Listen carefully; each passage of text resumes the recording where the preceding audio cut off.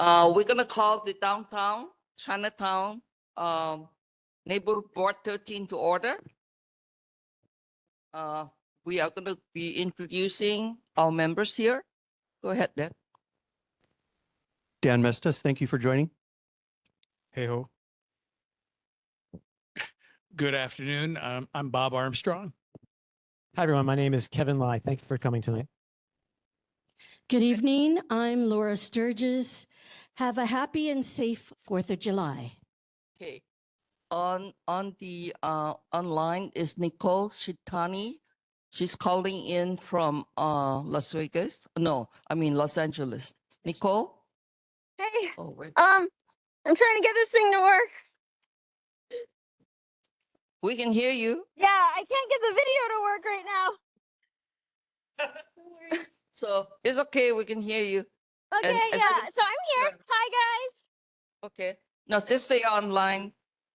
And this is Cami, our neighborhood board assistant. She's going to be watching our activity here and correct us when we're wrong. Okay. Okay. At this point, we're going to move on to item number 2. This board has a vacancy. Chair. So we are looking for a replacement of a member. So for those interested, please line up at the mic. Chair. Oh, yes. Thank you, Chair. So that Neighborhood Board 13 may maintain compliance with Neighborhood Plan 214-112A, I move without objection to reorder Agenda Item 4 to now precede Agenda Item 2. This will allow our public safety reports to happen before these other vacancies are filled. I don't think anyone will be disenfranchised by not being able to ask a question as a board member of the public safety folks. That's the motion that's made and on the table. Thank you. Okay, let me understand. We want to move item 4 to item 3. 2. Item 4 to item 2. But we don't have a full board. Chair, you really, I recommend that you do that so that we and you as the maker of the agenda will not be found to not be compliant with neighborhood plan. Thank you. Wants to move the first responders down. Okay. Okay, if there's no objection from the board, I have no issue with it. So we want to move item 4 to where item 2 is. So we will call upon the Honolulu Fire Department for a report and then followed by Honolulu Police Department. Okay. Okay. So we'll have the police first then. Is that okay, everyone? Not just the police, but the Okay. All right. Good evening. I'm Sergeant Freeman, District 1 Patrol. I'll go over the June 2026 stats. For this month, we had 4 motor vehicle thefts as opposed to 10 last month. 3 burglaries, 6 last month, 25 thefts, 28 last month. 6 UMVs, 9 last month. 28 assaults, 19 last month. 2 sex assaults, 1 last month. No graffiti cases, same with last month. 8 drug cases, also 8 last month. 88 motor vehicle collisions and 83 last month. And 3 loud muffler citations given this month. I know that's an ongoing complaint. Total calls, 2,185. Last month was 2,077. I'll turn it over to Major Okamoto from here. Hi, good evening, everybody. Major Paul Okamoto from District 1, interim. Just some updates from last month. I know there was some noise complaints, Chinatown Gateway in that area. I know there's some bars. RIMPAC is in town, and last week we had NCIS and we had also the military come out with shore patrol, and they dedicated some units to assist us in this area. You might have seen them around Chinatown, maybe not. Definitely in Waikiki and in Chinatown, they've been around, and we anticipate that they'll be also be in town, deployed in town for this weekend as well. And we anticipate a lot of lot of people coming out into Chinatown for the 4th of July festivities. Hotel Street, I think we're talking about the bus lanes. I did have a conversation with DTS. They have future projects involving Hotel Street, so they're a little bit reticent to do major work there. But we did at least start the conversation about possibly painting the bus lane on Hotel Street. And also, I want to say that the Liquor Commission has been very, very cooperative with us, and shout out to them. They've been coming out with us regularly to do inspections of lots of the bars within District 1. So shout out to them. Thank you very much. And I think there was a noise complaint, Bethel and Chaplain Lane. I forget what that was about. But we do have our officers still conducting vagrancy enforcement in the mornings, and you probably will see them up and down, waking people up as Chinatown starts to come to life in the morning. The sit-lie, I think, ends at 5 a.m. So usually they're out there in the morning getting people up and about. So that's the updates from last month. Okay, question time from the audience. Go ahead. So my complaint is actually not the level of noise that's coming from the people, because they're tame compared to the motorcycles. These motorcycles are revving up so loud, they're going all night long. And I live in the Gateway Plaza, so I can hear it, and it's deafening. It's very deafening. And as far as the one on Chaplain Lane, I think we do need to do a little bit more investigation, because there is also an underground on 4th Street, an underground area which a lot of the homeless people use, artists use. There's a lot of drumming that's coming out from that area. Yeah, drumming. Yeah, that's actually coming out from that area, and it's a place that houses homeless artists, musicians, and all that, right there on 4th Street. Yeah, and it's very close to Chaplain Lane. But my biggest complaint right now is the motorcycles. They're revving it up all night long. It's keeping people up. I mean, getting me up at 1 to 3 o'clock in the morning. That's my. Yeah, thank you. We'll definitely look into that. I know for the loud mufflers, we did do some sort of enforcement action. I believe we gave three citations for loud mufflers. So we are aware of it, and we will keep doing the enforcement on that. Thank you. Any questions from the gallery? Okay, go ahead.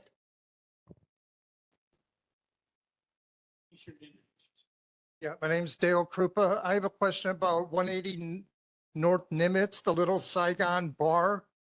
The building's completely dilapidated. The bar's open, but there's an illegal game room above it that's very well known, and also a bicycle moped chop shop on the ground floor. And I want to know if HPD is addressing that issue and what the status of it is, because it's right next to where the rail station, the down escalator or elevator will be at.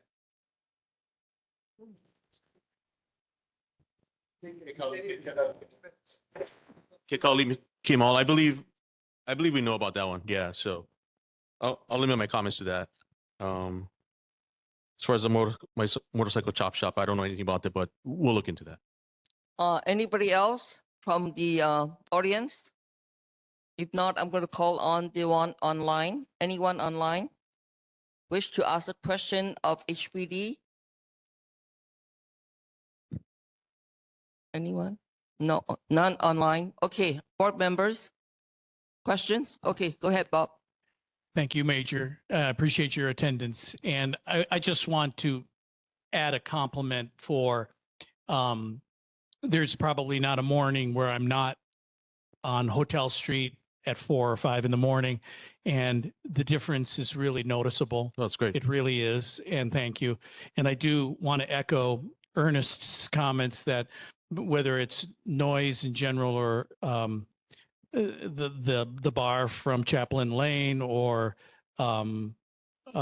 motorcycles in general, anything we can do to limit and make our neighborhood more livable is appreciated. But you're doing a great job. Thank you. And looking forward to the new chief as well. Thank you for that. Yeah.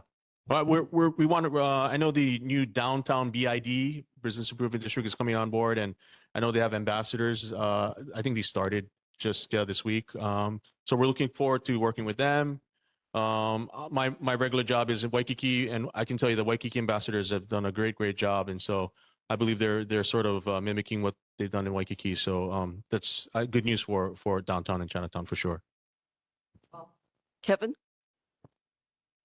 Chair, thank you. And thank you, Major. Thank you, Sergeant, for coming tonight. I just had a couple of questions to check with you. I know 2 months ago, we had a question about these giant trucks parking in the downtown area, if they're able to take up 2 parking stalls or not. I'm pretty sure that's illegal, but just wanted to check. And then I know that we've had some correspondence about the ways to deter the noise that's happening at Bethel and Chaplin in that quadrant of the downtown area. Again, not necessarily for these, giant lights to be there, but just some sort of police presence. If there's an automated way to reduce your workforce load to have people there, but just something that says, hey, police are around, behave and get to your car and go home, and don't rev your motorcycle engine and cause all sorts of ruckus. I think that'd be very helpful for our area in particular. But that brings us to our monthly question, which is more illegal. So these signs that are on the median of Vineyard Boulevard, a business there, seems like that's something that could be picked up. I think you might say that this is under the purview of Department of Transportation. Where is this exactly? This is the median of Vineyard Boulevard. This happens to be at Pulley Highway. So a lot of signs have been stuck in there for commercial activity, which I'm pretty sure is not speed permitted. And then again, back to the motorcycles, all over the place. We've identified, from quarter mile away, 30 stories up, they're making, large decibel noises. Finally caught a gentleman doing a burnout in front of the Fett restaurant at Nuuanu and Hotel Street.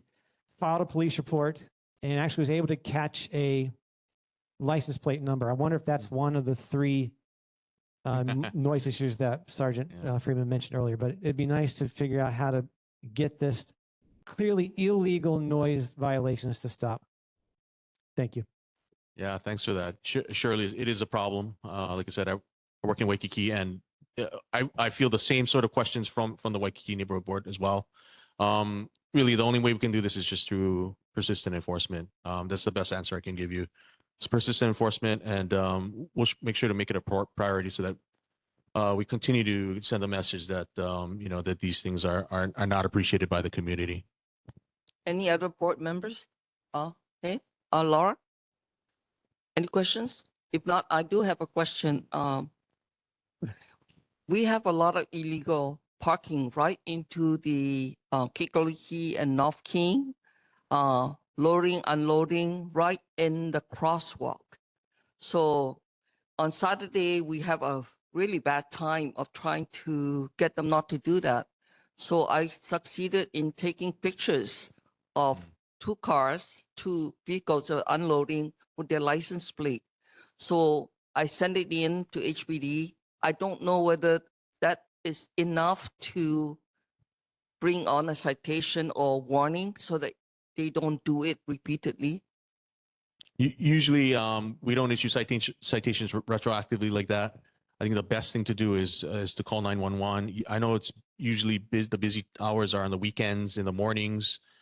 We can definitely have our Chinatown sergeant here deploys units, to sort of monitor the area and give citations as necessary.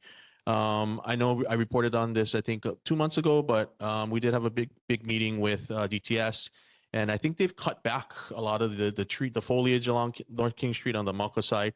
They're erecting new signage as well, and we just looked at a sort of a mock-up of the new signage that's going up in that area. So I think there are going to be some fairly good signage improvements into the signage soon.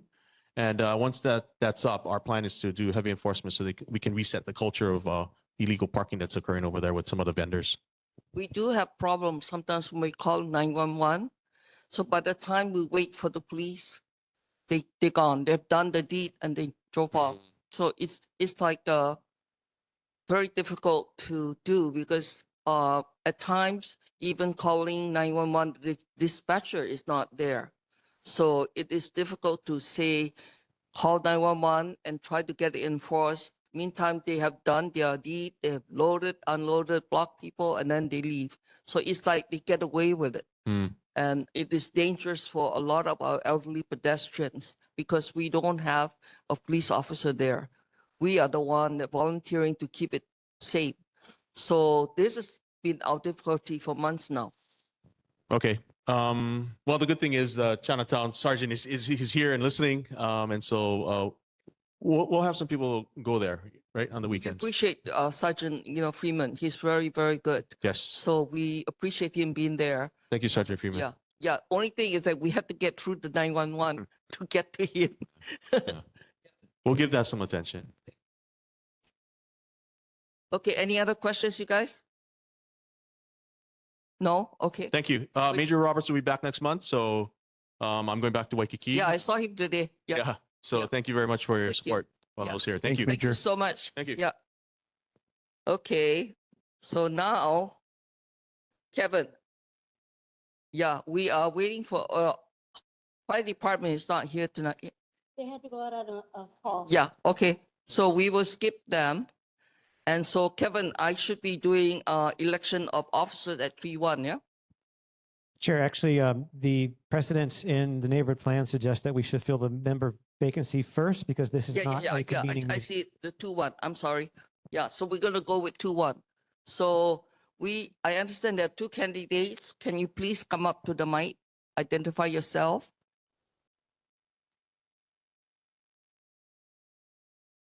Good evening, everybody. I'm Ian Nguyen, resident and business owner here in Chinatown, and just like to introduce myself. This room feels very familiar with me, Central Intermediate Class of '96. So happy to be here and happy to be in the neighborhood. Thank you. Yep. Other candidate.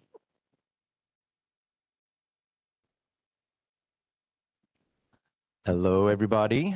My name is Charles Johnson, and I'm a resident here in Chinatown. I guess this is my third time putting my name in for a vacancy in as many months, so maybe third time's the charm. If you don't recall, I am a budget analyst over at the Department of Budget and Finance for the state. And before that, I've worked as a staffer over at the legislature. So I'm very familiar with the Senate and the House, where I've spent a couple of sessions.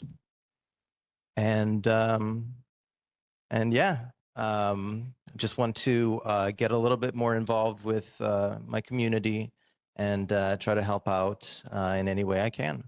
And I think I could be of some use to you guys when it comes to, working on the issues that really matter for our community. So I humbly ask for your support. Thank you so much. Okay. Camilla, we're gonna do a roll call for the vote. Is any- Is there any more? Yeah, are there any other candidates? Or there's the only two? So, okay, only two. Yeah. So, You have Ian Nguyen and you have Charles. Yeah. okay. Yeah, nominations. okay. first. Okay, I'll nominate Ian Nguyen. And Madam Chair, I'll nominate Mr. Johnson. So now, Kamala's gonna call the vote. Chair. Oh, yes. Thank you, Chair. Is there an opportunity to ask any questions of the nominees? I think they already spoke to us previous 2 times. We can forego that if it's okay with everyone. Yeah, because we already know who they are. So, thank you. Okay. All right, so roll call.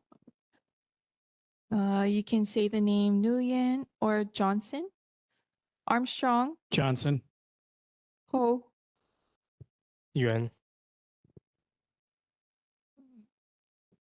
Isokane is not here. Lai, Abstain. abstain. Mestis, Ian Nguyen. And Shintani. Nicole, can you hear us?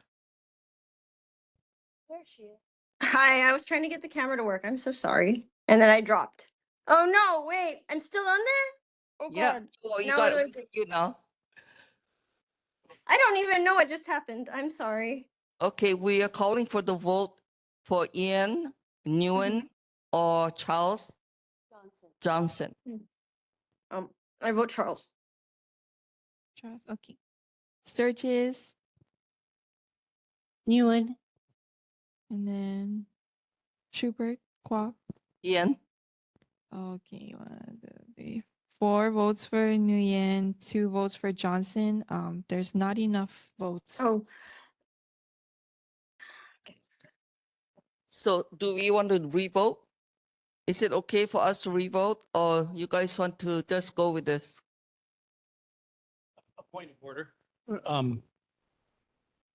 I thought that the law was just changed, that it's not how many people are on the board, but how many folks are present on the board in terms of a quorum or not quorum.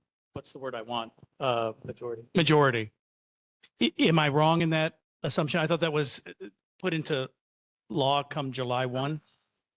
Do you know? I heard of that, but I don't think it's I don't think it passed. It was in the commission. The expert. We have an authority. So I know we passed the bill, but I don't know when it went into effect. If you want to just roll that for a while, I can probably figure it out in 5-10 minutes. Okay. Okay. Okay. We're gonna go wait for Senator Rhodes to come back with the answer. So meantime, can we proceed to 3.1, everyone? Okay, Nicole, can you hear us?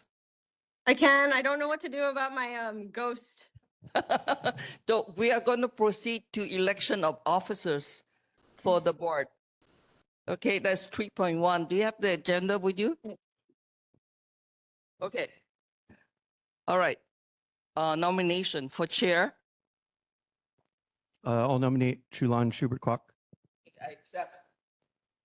We have nominations for vice chair, and I nominate Dan Masters. Do you accept? I accept. I'm We sorry. have Chair. I'm Point of sorry. order, Chair. Doing the chair position first. Okay. just get the nominations over with, and then. Chair, I appreciate that, but there are consequences, you know, if one election impacts downstream elections. So it may be a good idea to do them individually. We just do the chair first. So I accept the nomination for chair. So we go for vote, right? Okay. Any other nominations for chair? No, okay, all right. Senator is back. It was really Tony that figured it out, but here it is. So Can't hear you, Carl. I'm sorry, Tony was the one who figured it out, but it provided that if a neighborhood, I'm sorry. Oh, I'm sorry, Representative Radcliffe. I'm so sorry. Provided that if a neighborhood board overseen by a neighborhood commission of the city and county has a vacancy notwithstanding blah, blah, blah, shall constitute a majority of the filled seats shall constitute a quorum. So you have 8 filled seats. So you would still need a majority of those 8 filled seats, which would be 5 still. And the other problem is it doesn't go into effect until January 1st, 2027. So we still need 5. you still need 5. So Yes. thank you, Okay, Representative. thanks for the clarity. Yeah, okay. Thank you for the clarification. Oh, yeah, that's, we should just listen to and then, yeah, good. So, all right, now we're going to call for the votes for chair. Okay. Armstrong. Abstain. Abstain. Ho. Schubert Kwok. Isokane is absent. Lai. Abstain. Okay. Messis. Schubert Kwok. Shintani. Schubert Kwok. Sturgis. Chulan Schubert Kwok. And then Schubert Kwok. I vote for myself. Okay, so 1, 2, 3. Five votes for Shulan and 2 abstentions. The motion passes. All right, gang. You have to deal with me now. Thank you for your vote and of confidence. I'll try to be good. Now, nomination for vice chair. I nominate Dan Masters. Do you accept? I accept. Any other nominations for vice chair?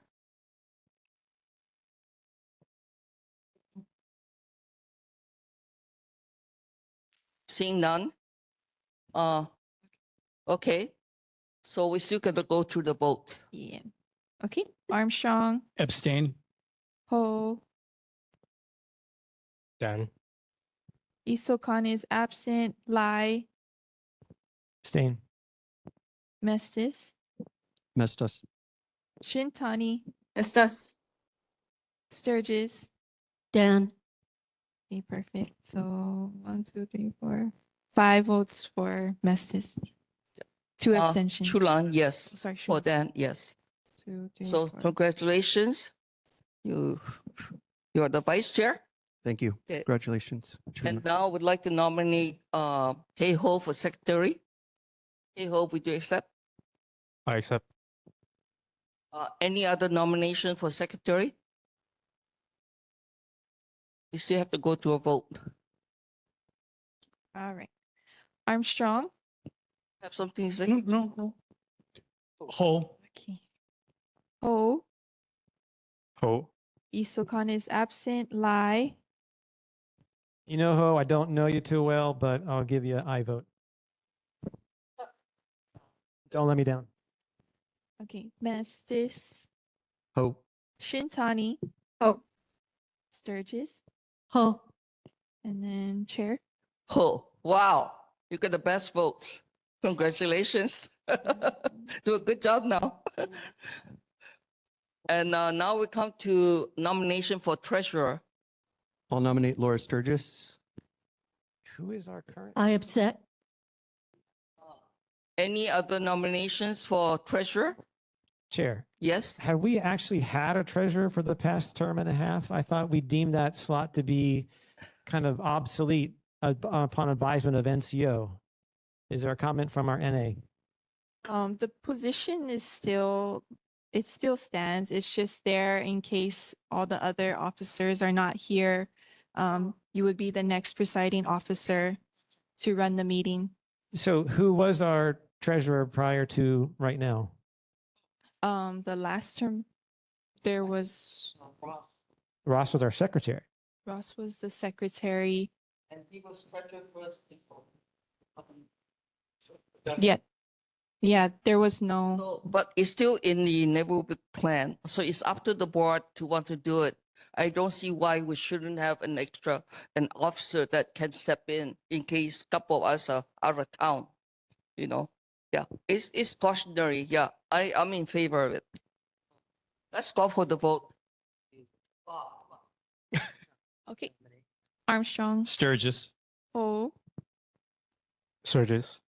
Isokan is absent. Lai, Abstain. Mestis, Sturgis. Shintani, Sturgis. Sturgis, Yes. Sturgis. and then Chair. Yeah, chair is also Sturgis. 5, 6 votes for Sturgis, 1 abstention. The motion passes. Yeah, thank you. Congratulations. So everyone, let's do a good job this year, and let's make our NB 13 work harmoniously and work happily. Okay? Yeah, let's do that. So now that we have the election, and then one of the things I wanted to ask Cami is that are we going to keep the same time for meeting every first Thursday at 6 o'clock, or we're going to make changes? Are we going to keep the same location, or are we going to make changes? I need your thoughts on that. Go ahead. Chair, thank you. I actually had a discussion about this with NCO today, and I think significantly because that item is not on the agenda, we truly can't discuss or change it this evening. Just something to keep in mind, because any change to our schedule here would impact members of the community who may need to decide to come or not, or change their work schedule or whatnot. So if we put it on the agenda for next time, it could be under consideration. I'm just asking your opinion on that. I would put it on the agenda for August. So that's not a problem with me, but I also like to hear what you think of it because your schedule may have changed. So like Bob couldn't come to some of the meetings because it's a work day or something. Yeah. Just one. And I'm good with not making any changes, but I do want to reiterate that, if we had the first Monday of the month, we would be exclusive as the only neighborhood board meeting on that day. And I think there's an advantage to that, especially when we're looking for the attention of the city. But first Monday of each month, there is no neighborhood board Yeah, meeting. I'm just But kind that's of- the only Yeah. thing I want to So I'm mention. just trying to get consensus on board meeting date and place, time, and also that there should be a recess next year for January. So this will be on the agenda. So this on the up and up and transparent. So everybody have something to think about it for a month before it goes on the agenda. That's the reason why I brought it up. I'm not trying to change the agenda order. Okay, so just for discussion so that everybody knows where we're at for next month. Okay, now we're gonna be calling on item number 5, presentation by Leonard Camp. Good evening. Thank you for having us here. I am going to talk about 4 different events. The first one will be Saturday, September 19th, Mid-Autumn Festival and Parade. That is sponsored by the Chinatown 808 organization. This has been going on for about 3 years now. So this year, we're going to continue with our event at the Cultural Plaza, the Chinatown Cultural Plaza. Starting about 9 o'clock in the morning, going to about 10 o'clock at night. We'll have booths and entertainment at the plaza. At about 5:30, we will be having a parade again, just a small one through Chinatown. We'll start off at the intersection of Smith and King Street at the Hawaii National Bank branch, heading along King Street and then up Mauna Kea, and subsequently left on Beretania and heading into the Sun Yat-sen Mall area. Last year, the parade went fairly quickly. We had a handful of groups that participated. We're hoping to increase that participation. We work with DTS as well as the police department to handle street closures as needed. And then we're actually encouraging the community to come out and join us. We will have lantern people carrying lanterns. So hopefully we can light up the streets of Chinatown and bring some activity there. Did you want me to take questions per event, or did you want me to go through everything first? I think just go on each event and members of the audience, do you have questions on item number 5.1A, which is Saturday, September 19, the Mid-Autumn Festival and Parade? If you have questions, ask that one. And the second one is January 29, Choi Cheng, which is the greeting of the oncoming New Year. I believe it's going to be Year of the Goat, huh? Year of the Goat. And then the third one is the celebration at Chinese Chamber on June 29 and 30 for the festival at Cultural Plaza, right? No. Yeah. Yeah, Cultural Plaza and at Ala Park. That's the different. That's the next. Okay. one. But I don't know if you want me to go through all Yeah. of them first, or did you want to get questions for each as I stop at each one, or? What do you guys want? Let him finish, then ask questions. Okay. All right. So the second, we're already into next year. So on January 29th, 2027 is the Chinatown Open House, which is our Choi Cheng event sponsored by the Chinese Chamber of Commerce. And that is when we close the streets of Chinatown and have lion dances and firecrackers throughout. So basically it's the boundaries are Nimitz, North Beretania River, and Bethel Street. We have start from the Chinese Chamber office, and we go through about 9 lion dance groups go throughout Chinatown. visiting businesses as well as organizations that want the lion to bring blessings. So we really want to encourage, and working with HPD and DTS, they're encouraging us to encourage more of the businesses to participate during that time, so that it avoids having too many other performances throughout the whole Chinese New Year festival time. And so they prefer us to try and get everything done that night. So if you have a business in Chinatown and would like to participate, we welcome you as well.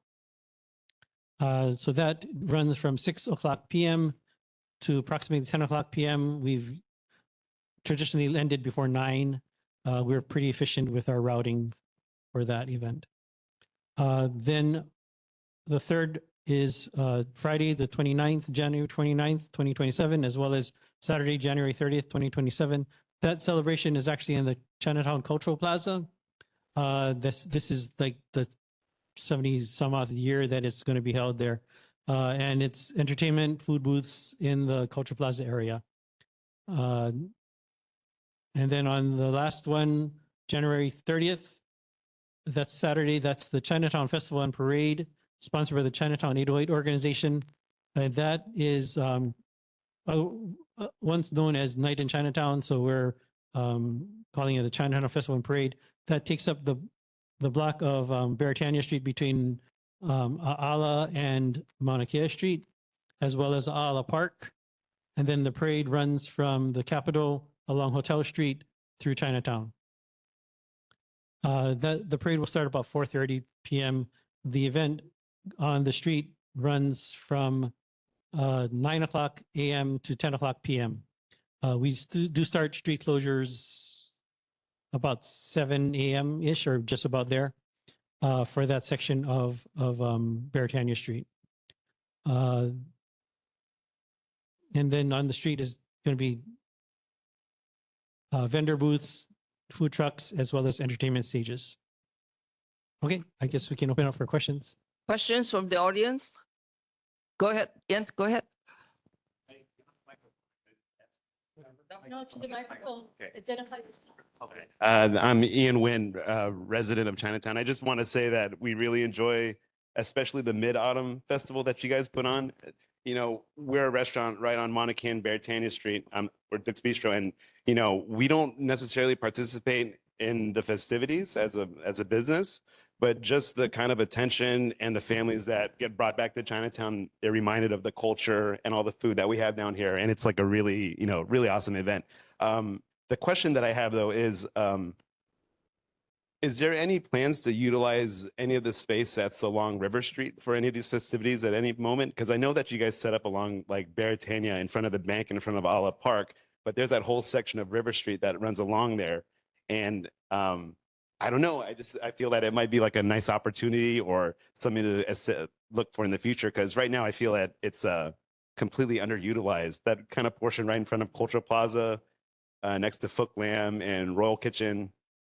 Yeah, yeah, correct. Yeah, exactly.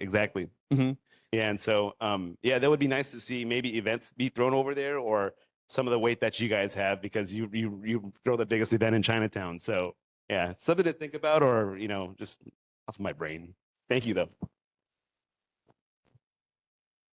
So thank you for your comments. To address the point about utilizing Sun Yat-sen Mall as well as College Walk, now it comes under the purview of DTS.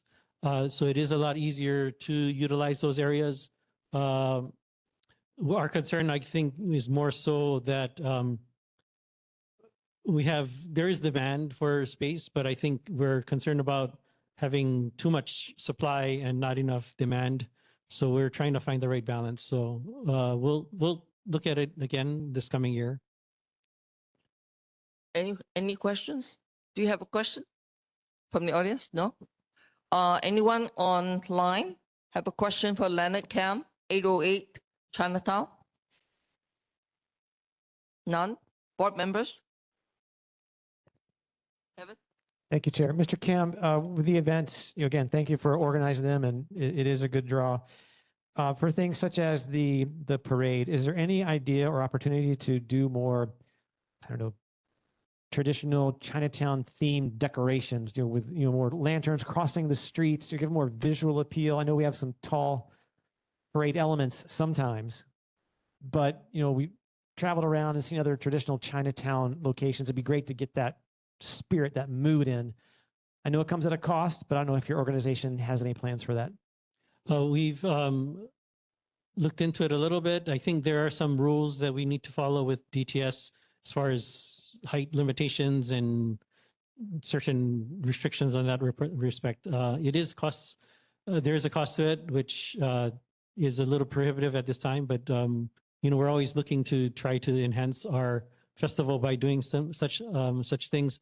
We're actually trying to encourage more of our group participants to have more themed, Asian themed, Chinese themed type of participants or uniforms. We also are trying to see if we can bring in other types of decorations or performing type costumes for the parade. I do want to also emphasize that we will again be doing bike valet service for our event on the 30th, which has been very utilized very well. I think that's one of the things that some of the attendees have pointed out, that if it's good weather, they're really happy about that because they can ride their bike and get to the festival and participate. Our vendors do participate with that as far as giving discounts to people who utilize the bike valet as well.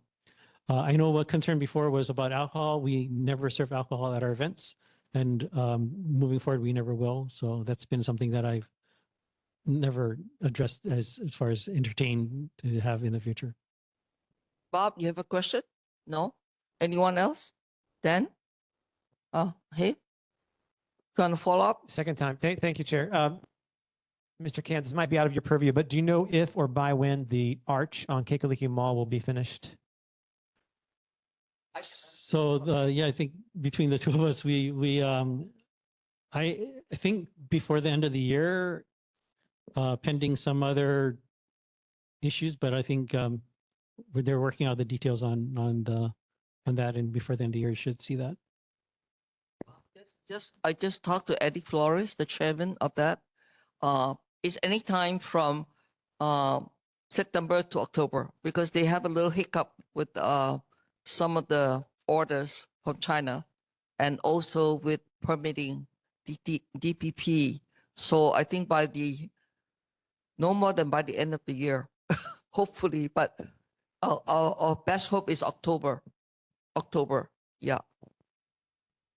And of course, like to invite the neighborhood board to participate in our parade as well. So if you are so We inclined. did last year. You did. The year you did. before, our former chair was very active in that. Yes. All right. All right. thank Any you. other questions? None? Thank you, Leonard. And I want to congratulate you again for mounting this very huge event. And we have like 50,000 people that came into Chinatown last year. And previous years were like something like 30 to 50,000. It's the biggest event that we have. And we're very proud of what you do. Thank you so much. Thank you.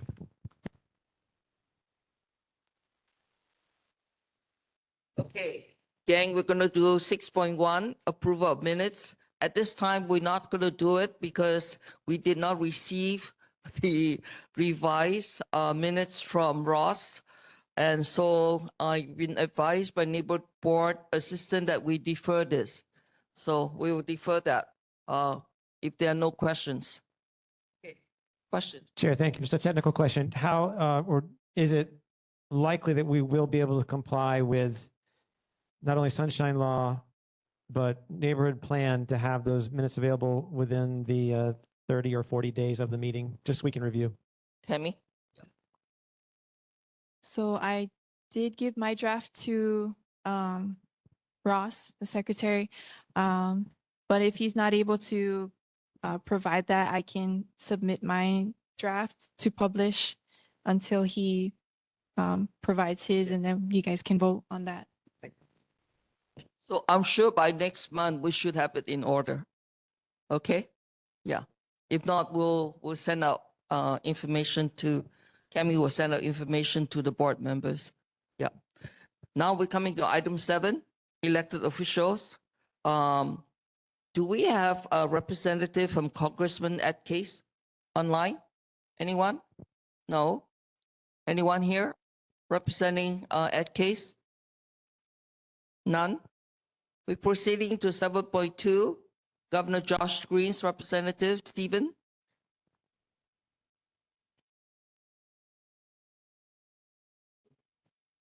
Good evening.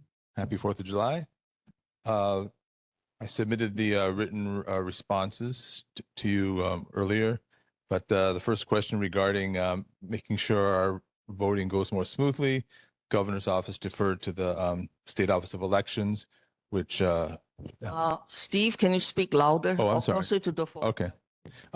Regarding a question on making sure our voting goes more smoothly, the governor's office deferred to the State Office of Elections, which handles the elections and is attached to the legislature, not the governor's office, and also to the Honolulu Elections Division, which is responsible for direct voter services. The next question regarded the use of geothermal and the governor's position on expanding the use of geothermal energy, which the governor's office tells me that it has a potential to have a transformative effect on Hawaii's economy as a source of firm power, and referred me to the Department of Hawaiian Homeland's geothermal initiatives, and I included the website link in the report. The third question regarded the use of fluorescent lights at the state capitol. As the lamps need to be replaced, they will be replaced with Type B LED replacements. So far, over the past 2 years, those lamps have been replaced at the governor's office and lieutenant governor's office, as well as in public conference and entry spaces, and the basement parking lot have all been converted to LED. So I can entertain more new questions now. Steve is able to entertain questions. Anybody from the audience? None? Online, anyone have questions for governor's representative? Anyone with their hands up? None? Okay, board members, go ahead, Deb. Thank you, Mr. Downs. Appreciate the responses for the geothermal and the LED update. Regarding the LED update, I just wanted to make sure, or at least a follow-up question, understand what is the remaining like percentage balance of the retrofit, and to make sure that the state is engaging with the energy efficiency utility for any incentives that would be available to reduce the cost of those retrofits. That's all. Thank you. Okay, any other questions? Kevin? Chair, thank you. Mr. Downs, I did wonder if you could confirm my supposition last time when Major Okamoto was here, that if these medians on state roads that are littered with signs, if that is indeed responsibility of state DOT to come by, pick them up, hold them for up to 2 weeks. But I'm curious who issues the fines for that violation, because we try to keep a nice tidy place. And I think there had been a comment from 2 months ago about the plan to put a noise camera at Beartania and River Street, which is, to my knowledge, not where the noisy motorcycles are going. It's mostly up and down Nu'uanu Avenue at Kukui and Vineyard Boulevard. If there's an update to see if HDOT could place the camera at the very useful place, I think a lot of us would appreciate it. And my last question will be, do you have any purview with the state with the FEMA flood maps? Recently, downtown was recharacterized, and if there was some overflow of Nu'uanu Stream, it would come up South Kukui Street from North Kukui Street, and it's wreaking havoc on insurance policies. It'd be nice if we could find out how this map change was derived. Did it use satellite data, LiDAR data? And if it's, questionable, at least so we could get a foothold with FEMA to say, hey, we like your intent here, but practicality, it's not going to work out. It'd be very useful for a lot of the downtown condominium towers you see on the map that are going to get pummeled with higher or newer insurance for flood insurance because of this one change in the map. Thank you. No one else, so thank you so much. Oh, you have one, sorry. Just a postscript to what Kevin had just said. I know that Tyler, our city council member, Tyler Dos Santos Tom, had written Ed Sniffen, I believe it was in 23, late 23, could be, no, excuse me, this is 26, it would be 24, suggesting that another noise camera be placed at Poly and Vineyard. Never heard it. Never heard a response about that. So anyways, that was, I think, where the second noise camera was being suggested. Got it. That's all for now, I think, for everyone. Okay. Okay, thank you. Ms. Stephen. Yeah. I'm going to call on item 7.3, Mayor Rick Langeri's representative, Ian Sante. I saw him online. Hi, Chair. Good evening. Board members again. Ian Santi, Deputy Director, Honolulu Emergency Services Department. You should have gotten an upload of the report, but if not, I will follow up. Just a couple highlights from the mayor's report. Again, the city just hired a new zoo director from a former Smithsonian National Zoo director to lead the Honolulu Zoo. And that's in the mayor's, all the following things are in the mayor's newsletter. There has been a leadership change in the managing director's office. As you know, former managing director Mike Formby has retired from us, and current is the manager director designee is Krishna Jarayam. A cleaner Waikiki starts with the new enclosed trash receptacles. You should have seen that out there. There's major infrastructure improvements in Kailua, and travel and leisure places in Honolulu, top tier of the U.S. public transportation system. Again, we talked about the sidewalk ramp in front of 1027 Mauna Kea Sing Chong Yon Bakery. And again, the DDC has responded with they are extending the curb ramp into the roadway is heavily discouraged due to the hazard to the pedestrians waiting in the active travel lane, as well as interference with proper drainage and maintenance.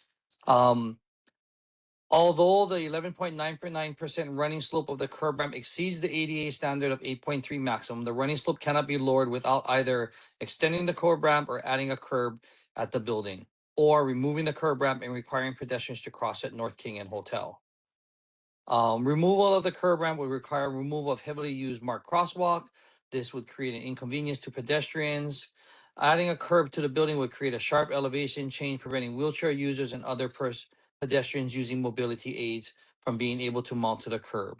So with that said, it's still under review, but these are the, upon the DDC's review of it, these are the options that are available. Another question related to the liquor commission permits, resident concern about permit delays for liquor permits. The Honolulu Liquor Commission recognizes the importance of timely processed liquor license and applications. The liquor license process involves several required steps to ensure compliance with laws, rules, and public safety. Each application must be reviewed and verified. Reviewed and verified that related required documentation is complete and ownership and business information is accurate. The commission continues to assess its procedures and staffing resources and workflow practices to identify opportunities to streamline the process. Applicants can assist in reducing processing delays by submitting complete and accurate applications. The commission remains committed to improving its operations while maintaining the responsibility to protect the public interest and uphold the integrity of the liquor license process. Status on updated improvement lighting work order at Nimitz and Kekalike and the Malka side. DTS found that a streetlight adjacent to bus stop 4787 Nimitz and Kekalike was removed in conjunction with Hearts City Center, a Guideway and Stations construction project. A temporary streetlight was installed on a construction fence on the northwestern corner of Nimitz and Kekalike. DTS evaluated the potential to reallocate the bus stop near the temporary streetlight, but determined it to be infeasible to do the construction. DTS is awaiting further information from HART when streetlights will be permanent and reinstalled. A question about the empty homes tax. The mayor's administration stands by and reiterates the response provided by the Department of Budget and Fiscal that the city's administration interest in empty homes tax policy was its potential to incentivize the return of vacant units to the local housing markets rather than as a revenue source. Findings by Ernst & Young's feasibility study, the administration concluded the housing benefits do not justify the substantial administrative and community burdens. Implementing an empty homes tax would require a significant and costly expansion of the real property division that would add complexity and create an administrative burden potentially overwhelming existing process, increased audits and appeals. The administration is further concerned about the burden on Kama'aina, who own multiple properties. The proposed empty homes tax rate was substantially higher than the current residential A classification used for tax investment properties. We encourage the city council to consider a permitted action group to discuss active real property tax related measures and a comprehensive approach to tax ordinances. Changes should be addressed in unison with other active bills. Lastly, police patrols in the Chinatown Gateway between 11 p to 2 a. District 1 Night Watch Patrol officers conducted numerous checks in the area to address the concerns of late night noises and disturbances. During the checks, no illegal activities were observed and no other problems were to be addressed. The safety of our community is our utmost concern, and we encourage you and your constituents to call 911 when you see illegal activities occurring so officers can be dispatched to the location immediately to make checks and take appropriate enforcement action. That's all I have for tonight. If there's any questions, I am available. Questions? Anybody from the audience? Ernest? No? Anyone from online? Hello? Anyone online? Questions for the mayor's rep? Oh, okay, we have one. Mr. Pyle, go ahead. Ian, you got a question here. Hi, Doug Pyle. I'm a resident, and I'm echoing. I'm a resident at Kukui Plaza. I'm speaking as an individual, and have a question regard. I wish I had missed the HPD presentation, but under the context of the city government, just wanted to raise awareness that a problem that has been chronic is actually getting worse again within less than a block from here on Kukui Street. It's not only on Kukui Street, but it does concentrate there daily, and that is it's really tragic. You know, use of drugs, distribution of drugs, preying on the sidewalks, typically across either next to the back of the loading area for CVS Longs or across the street, immediately across the street. But just that general area seems to be a place people go to use dangerous drugs. And it's also just within half a block from the school, so in a very much a shopping and family area. It seems very solvable. A lot of the folks who do it are recognizable as return, people who keep coming. It's very tragic for those who are addicted, who often are young, and the potential that they have is sapped by the addiction, and that is not no intervention. And then those who are exploiting the addictions by selling illegally seem to go scot-free and just do it without interference by the city police or anything. And so I've called 911 daily because even though what I've been told by police is that they need to actually see the drugs being sold and used, even if, and so what they do is they cover their heads with, something, a shirt or a umbrella, and then police can't say, gee, what's under there? There is a sit-lie law, and so I've been calling about that because the sit-lie law that was adopted 2023 was because of the high risk of this area to families, to students, and let alone the people who are addicted on the streets themselves. And so can we do something more as a city? Police is part of that, but it's also going to be addiction services and everything else that goes with it to make it safer for all involved, the residents, the students, and including those who are using. Thank you. Okay. Board members, questions for Ian Sante? Anyone? Oh, Dan? I just wanted to say thanks, Ian, for the good follow-up. A lot of important details here as well. Thanks for the curb piece. Hopefully that can maybe come to a resolution, and I'm excited to check out the temporary light over there. That one was really big. Thank you. You're welcome. Thank you. Anyone else from the board?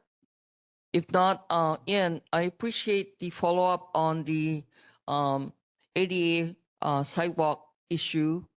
And like I discussed earlier, it's safer to flatten it out to make it back to a normal crosswalk so that we don't have to impede into the Mauna Kea crosswalk. And most importantly, to not endanger those in wheelchairs having to cross that sidewalk. So maybe you can bring that back and discuss it with DTS or DFF, whoever is in charge, to just to restore Level it it, out. yeah, to a flat sidewalk. It's been Yep, too we'll bring long. it back. Yeah, thank you. Yeah, appreciate that. Yeah. You're welcome, Chair. Yes. One more question for you, Ian. Ian, real quick, I just want to make sure that the city keeps its word and will remove the number 151, remove number 151 bus from going down on Mauna Kea. All right, the city has promised that within 2 weeks of the start date, which they already started, that they would remove the 151 because of the outcry from the people. So just want to make sure you guys keep that Okay, promise. Thank we'll you. follow up with DTS. Thank you. Yeah.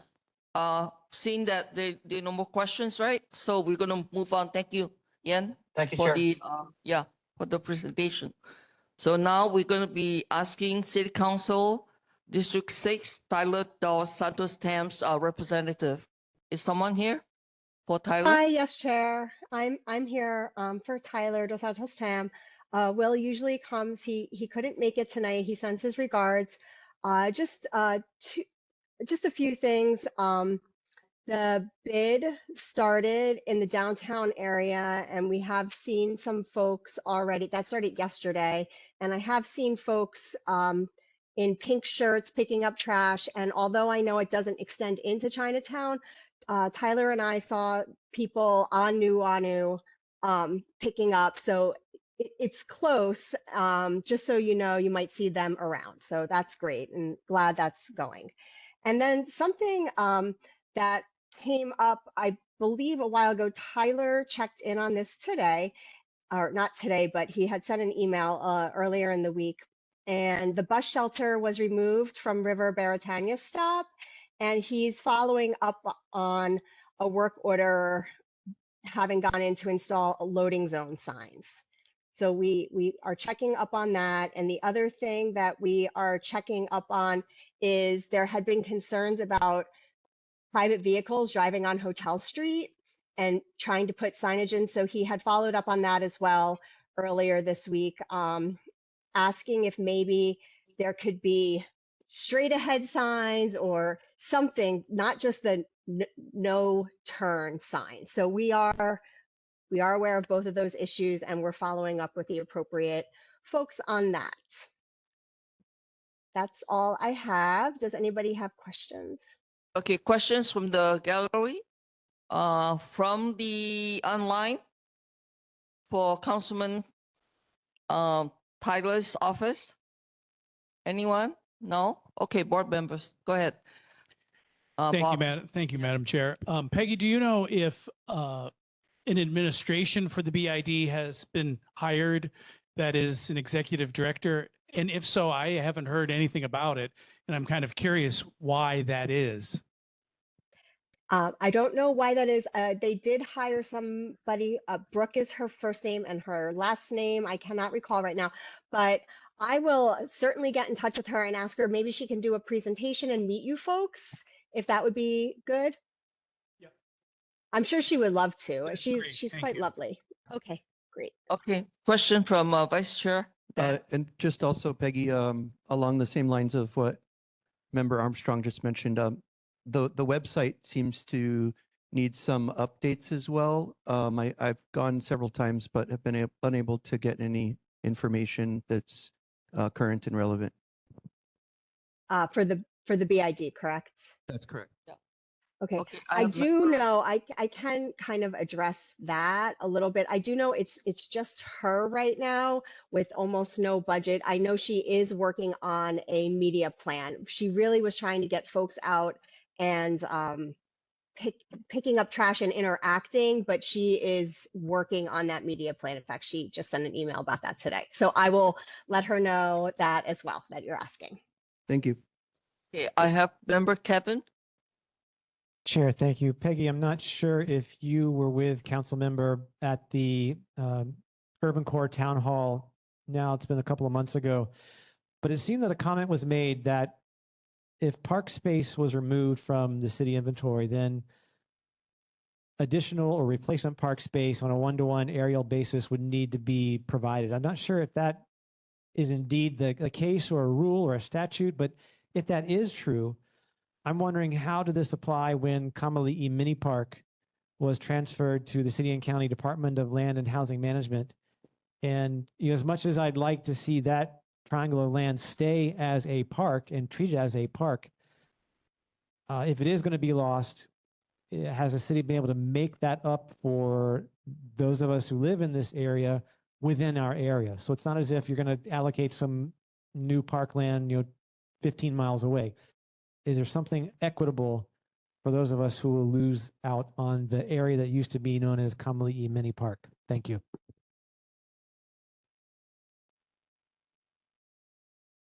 Peggy, did you hear Yes, that? ma'am. Yes, I did. I wrote down the question so that Will can report back. I'll look into that. Anything else with Thanks. a follow-up? Anyone with follow-up question? You, Dan? More of a comment to Kevin. When the developers did the detailed presentation of the design, I believe the green space was going to be more than replaced and also publicly accessible. I think that's what I recall. Chair, thank you. Thank you, Vice Chair. I'm not sure how that, or if you mean it would be replaced elsewhere, I'm not sure how that could be possible if you're putting concrete over current parkland. On the top is not public space. That's not public access. That was confined to the members who would be residing there. So a lot of questions. Again, I don't want anyone to assume or that we are conceding the loss of the land formerly known as Kamali'i Mini Park. I think that would be a tragedy. But I'm just trying to mitigate against what might need to happen if that does come to pass. Thank you. Okay, good.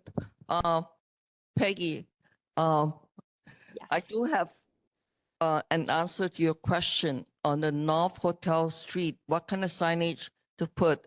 I think most of us know that it will be important to say buses only, right in the middle, big white letters that's reflective white, so that everybody knows only buses can travel on Hotel Street.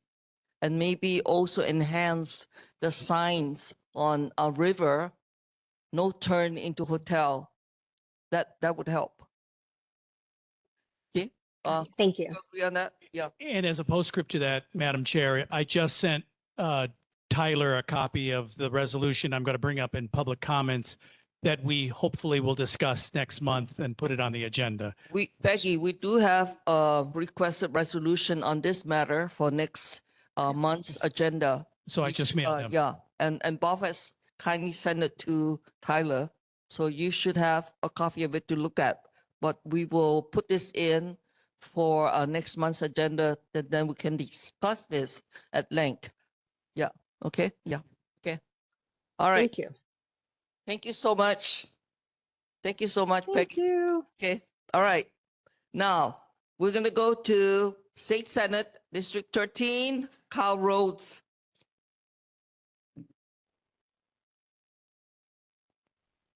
Hello again, everybody. Okay, it's 7:08:25, so that means I have until 7:13 and a half. Okay, so I'm going to do my. When do you? I'm going to do when my. do you actually officially retire? The term ends on election day, on general election day, so that's November 3 this year. So I have 3 more meetings after this with you guys, unless you guys go on vacation. So I wanted to bring to your attention several capital improvement projects that were included in the FY 2027 budget from the state side.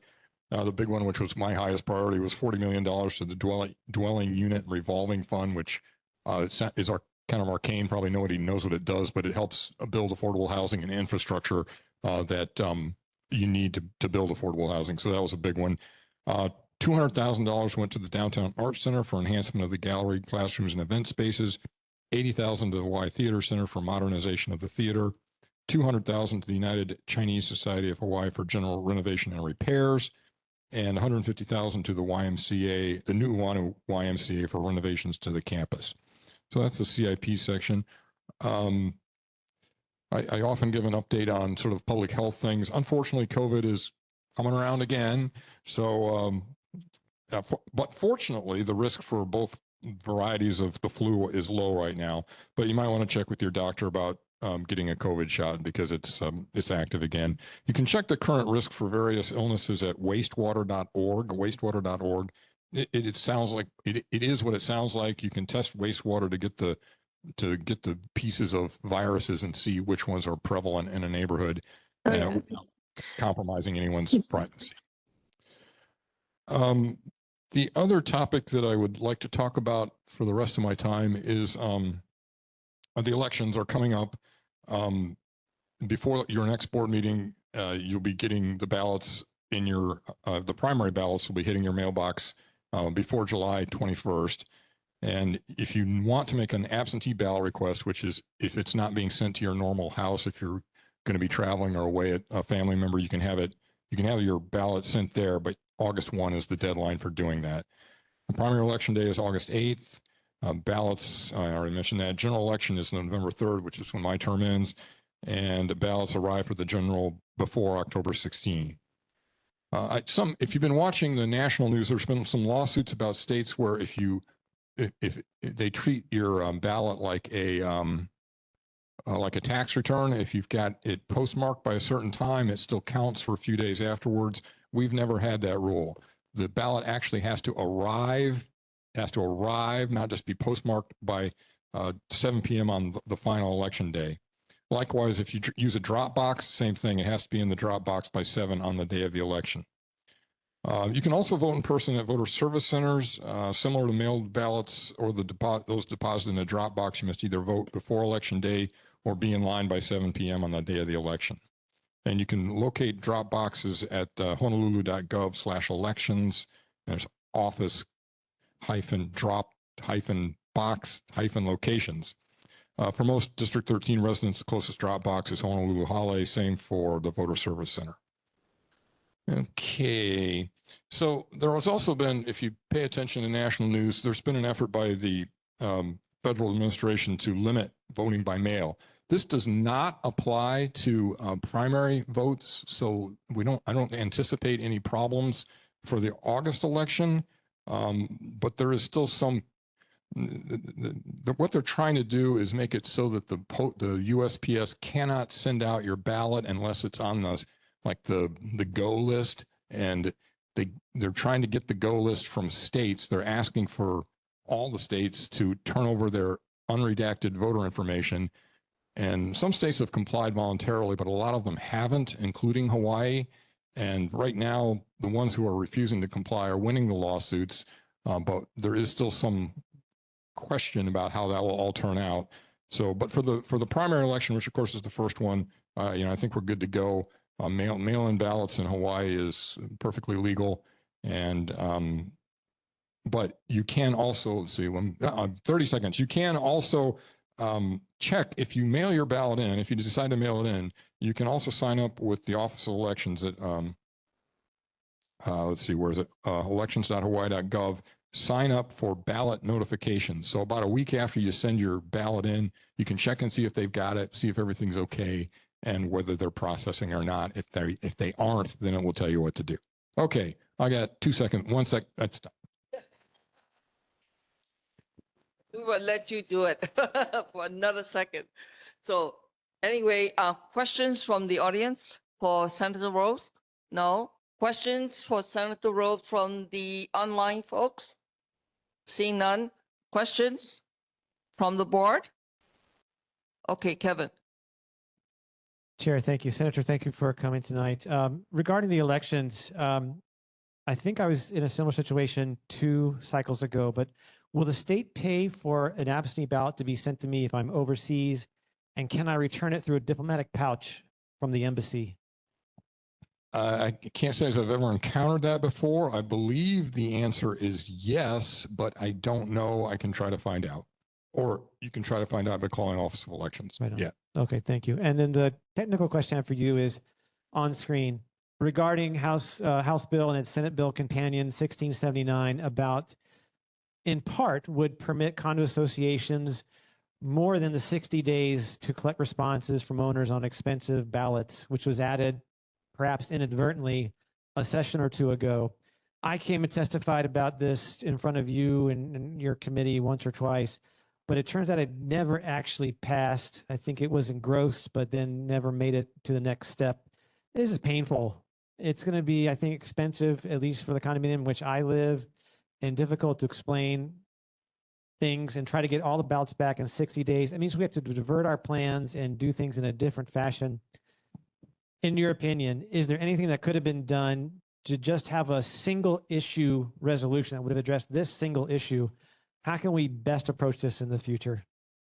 Well, sometimes it's easier to pass a very specific, it wouldn't be a resolution. It would actually be a bill. You have to change the law. Sometimes it's easier to pass a rifle shot bill like that. Sometimes it's not. So I don't know. It's that if I could tell you which bills were going to pass and which ones weren't, I could be a even better legislator. So I don't know what to tell you. Bring it up with your new senator and whoever comes out in the House, and I'm sure they'll try to help. Okay, gang, here's a nice one that's coming up.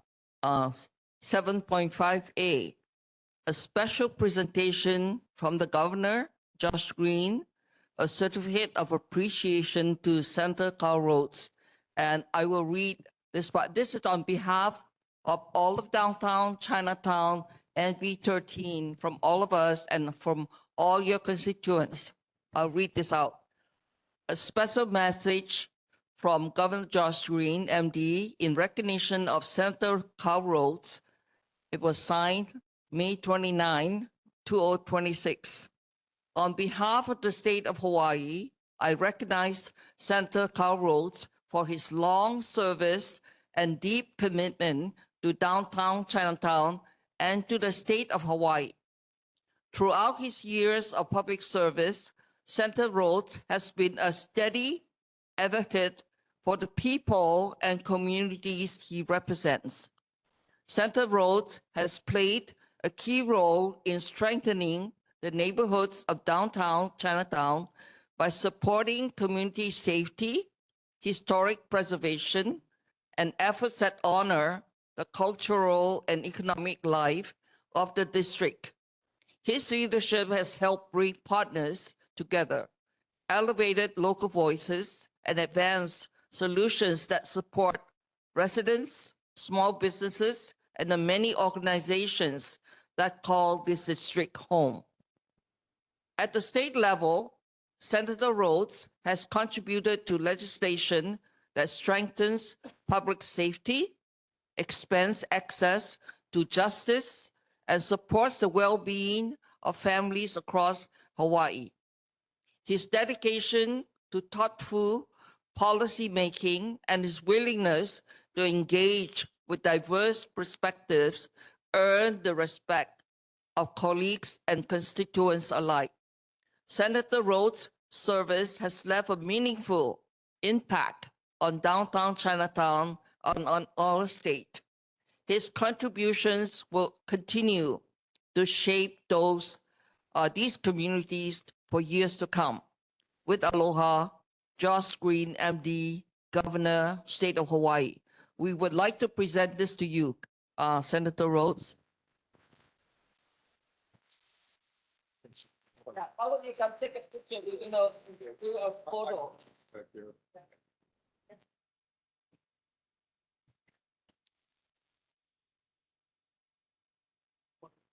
Thank you for the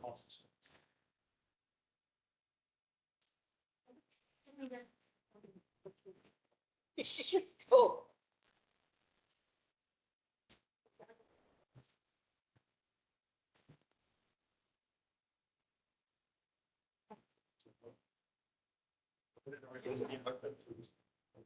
But this is special. This is your district and your neighborhood board. One, two, three. One, two, three. Wow. Okay. Thank you, sir. Sir.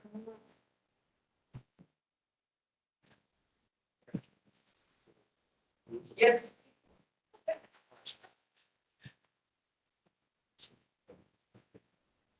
I won't be long. Thank you so much. It's been an honor and it was an honor and a privilege to be on this board for 9 years.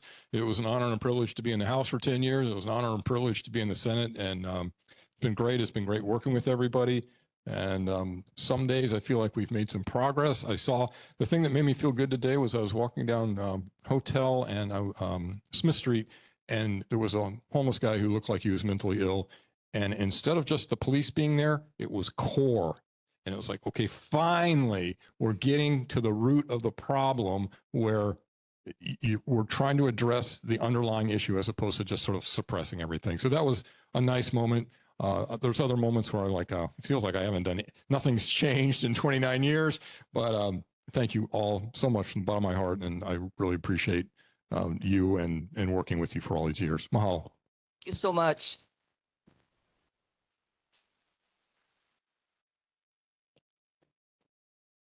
Okay, guys, back to 7.6. We have Kim Coco Iwamoto.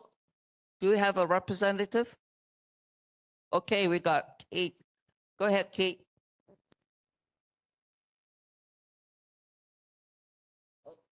Kate, you're muted.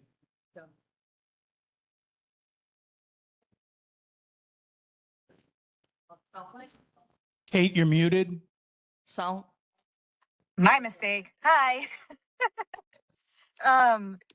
So very short report. I already spoke to Representative Iwamoto this morning.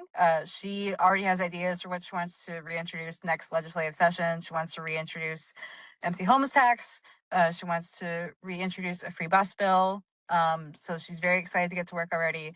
And another short note is that starting around July 22nd, the Capitol will begin undergoing renovations for all of their offices. And it just so happens that our office is in the block of offices that goes first. So starting around the third week of July, we are going to be without a physical space for about a month or two. But we will still be able to receive all your phone calls. We will still be able to receive all your emails, still be able to receive all your faxes. If you have any concerns, you can always reach out to us. Nothing should change for you, but we just thought we should let you know. And I'll be here for any questions.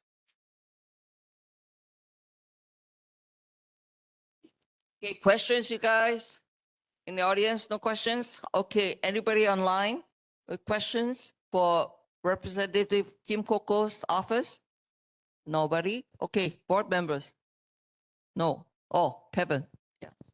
Chair, thank you. Kate, thank you for joining tonight. And the issue that I raised with Senator Rhodes earlier about the idea of finding a way to remove the 60-day ballot return limit, I just wonder if you could clarify, just because I was a bit confused by some of the correspondence that we exchanged a couple of months ago, that because my home address is not technically in the representative's district per se, that there would not be an intent to consider an idea such as the one that's been proposed to try to restrict that or remove that restriction.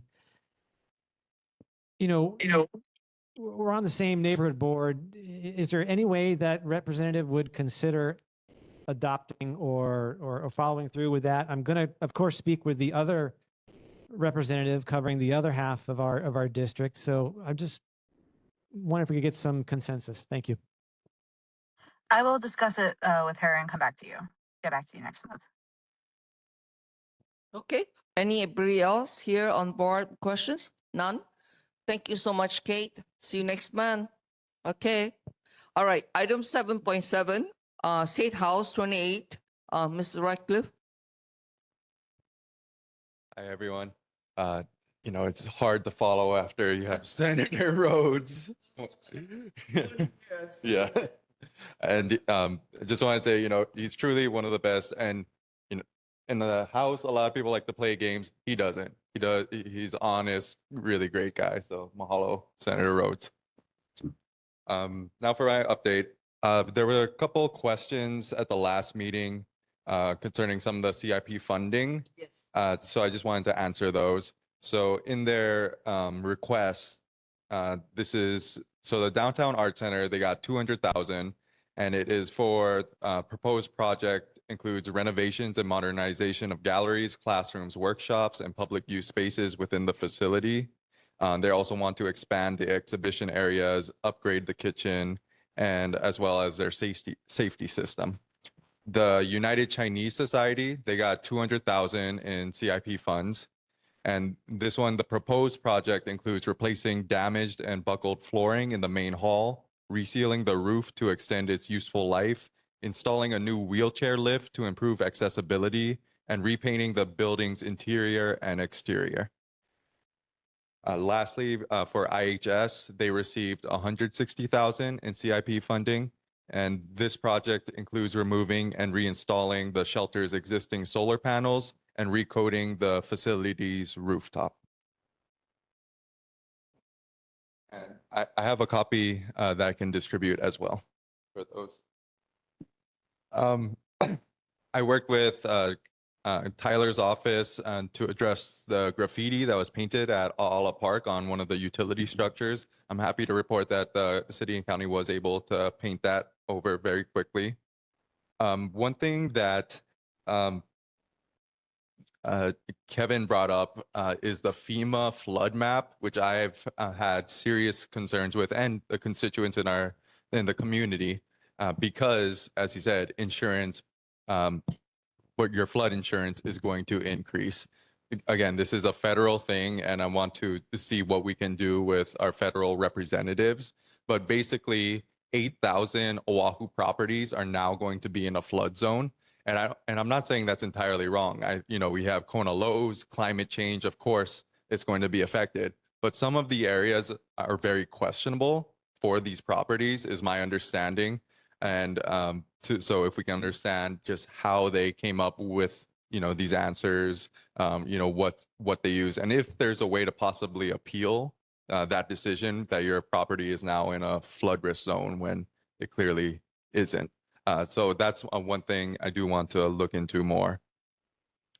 And the last thing I just want to bring up is that there's this new program that goes into effect yesterday, the Kapuna Aloha program, and it provides in-home healthcare services for those who do not qualify for Medicaid. And I've gotten a lot of calls about this program. There's a lot of older adults in this neighborhood and can really benefit from it. So I'm just trying to share that information. It can ease the burden for a lot of caregivers who are usually their children. So I'll take any questions. Thank you. Okay, any questions from the gallery? Anyone from the audience? None. Anyone from online? Questions? None. Our board members. Kevin, question? Chair, thank you. Representative, thank you for coming tonight. Two quick things. I just wanted to say thank you for joining us as a panelist for the Kokua Council meeting this past Monday, and sharing some information to the Kokua Council organization, especially about the legislative report that you gave, and not only that, but the follow-up from your staff afterward. That was very helpful. And for example, about how and where some of the funding will be distributed. So that was useful and has been passed along to our members. But while you're here and have an opportunity, if you should be in a space to do so, can you give us an idea of what your thoughts are about the bill idea that I mentioned to Senator Rhodes and to others, trying to find a way to remove that 60-day limit on return of ballots? It's very cumbersome. It's very difficult. I think it was a short-sighted inclusion. Maybe it was even inadvertent. But I just wonder if you have a position on what you might be able to do to help constituents should next session permit that. Thank you. Yeah, no, I can definitely look into it more. As Senator Rhodes say, I don't know why, some fail and some don't. But I think can definitely, gain support for this bill, is my understanding. So. Okay, we finished 7. Now we are at number 8, public concerns. So you have 2 minutes to come up and voice your public concerns. Name yourself and then go on. You have 2 minutes. We're going to time you. All right, Ernest Carvalho, first of all, to your question about the quorum for the state pass, that is on the HRS. It does not affect neighborhood boards. Neighborhood board falls under the neighborhood board plan and the commissions. So therefore, you still need to have the quorum that your board has. So if you have 9, you still need 5. So it doesn't make a difference. I went and checked that out. All right. Sorry about that, but I have to check that out. Number 2, congratulations on the new team here. Appreciate that you folks got it, but please pick a replacement as soon as possible. Number 3, Shulan. I've got a lot of things at my house that I need to give to you, from banners to whatnot, because I need to unload it from my place so I can have some space to put other things into it. So please do not forget that. We'll make a lunch and I'll get that out to you. I invite everybody to continue to come to this board. Neighborhood Board 13 is a very important board in this system on Oahu. And we've got great people that represent us. And once again, thank you very much, Senator Carl Rhodes, for all the work you have done for our state. Thank you for all the work you did on this board and everything else as a representative. I appreciate all of you guys. I appreciate all of you guys up here. But please, please do not forget all the things from the banners and all that I have. I need to unload Yeah, you're talking about the neighborhood board banners banners and T-shirts. No, banners and, things to clean up the parks and all. I know where you take it to the neighborhood board commission office. No. And then we can have a box there. No, well, I'm not going to go there, so you can come to me and pick it up. But I'll help. Okay, we got help. We got help. And also, Ernest, before you need the banners for the parades. Okay. yes. All right. So we want to say thank you so much for your chairmanship for the last couple of years, and thank you very much. We appreciate it. It was great serving on this board. I appreciate it. Yeah. I appreciate all of you guys. Have a good day. Okay. Thank Yeah. you. Okay. Anyone else? Okay, please come up. State your name. Oh, my name's Eric Ma. Just here to support my friend Ian. I know we weren't able to come to a vote today, but I just want to say some things in support of him so you guys can kind of think about it. I go running with Ian. We were friends through running. He runs through Chinatown 5 times a week. And, I would prefer to run Al Moana, but he's like, oh, let's run Chinatown. So like, okay, I'll check it out. Throughout the route, he goes 5 miles down every single street. And then all these neighbors know him. And he's done these little changes that he's taught me the history. He's taught me these local businesses. He's showed me all these different places in Chinatown. And I've gained to gain appreciation for it more than I had before.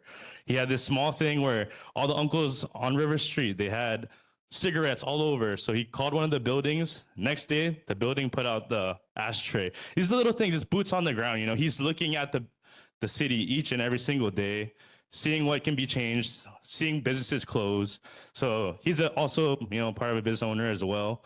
So I have a lot of friends that play music, have businesses in Chinatown, work in Chinatown. So I feel like he sees a lot of that. And I just want to voice my support for him. So next month, you guys are able to vote on that. Actually, I want to ask the board, do you got to go and recount and do the vote again? And then we don't have to put up next month if there's a 5? Do you guys want to do that? We do have some time. It's only 7:30 something. So would you like to revisit 2.1? Because we're all here. I would. So I just want to see if we have consensus so we can it's still on the agenda so we can revisit the votes. And then maybe someone might want to change their vote so that we have 5. Madam Chair, first I need to remind you that we're not allowed to comment on public concerns, but you're reacting to it and you can't do that. No. I was going to do this. Okay. Actually, Dan asked me if we're going to do a recount, but then we got going on first. So it's not from him. Okay. But definitely, that's what we're concerned. I just want to ask all of you whether do you want to re-vote on 2.1? Because we have both candidates are still here and we're still here and it's too early. So if you want to, we can ask Camilla to we can count again. And then do we have Nico there still? Yeah, okay. So if you want to do it, we'll do it. So we don't have to revisit it next month unless we don't have to vote. I'm still here. Yeah. Okay. So, and I hope you won't abstain. Please vote, and then we can get on with it. Yeah. Let's say we should get a member on this board instead of keeping it vacant.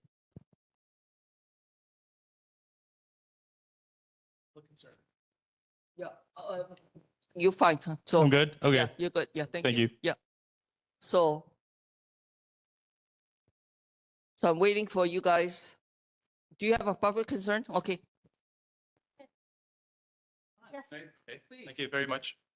Doug Pyle. I'm actually wearing a hat for this public concern. That's the as chair of House District 28, a Democratic Party, and bringing to your attention and my interest as chair some issues that have polled highly among the Democrats as priority issues for our district, and of course, affordable housing.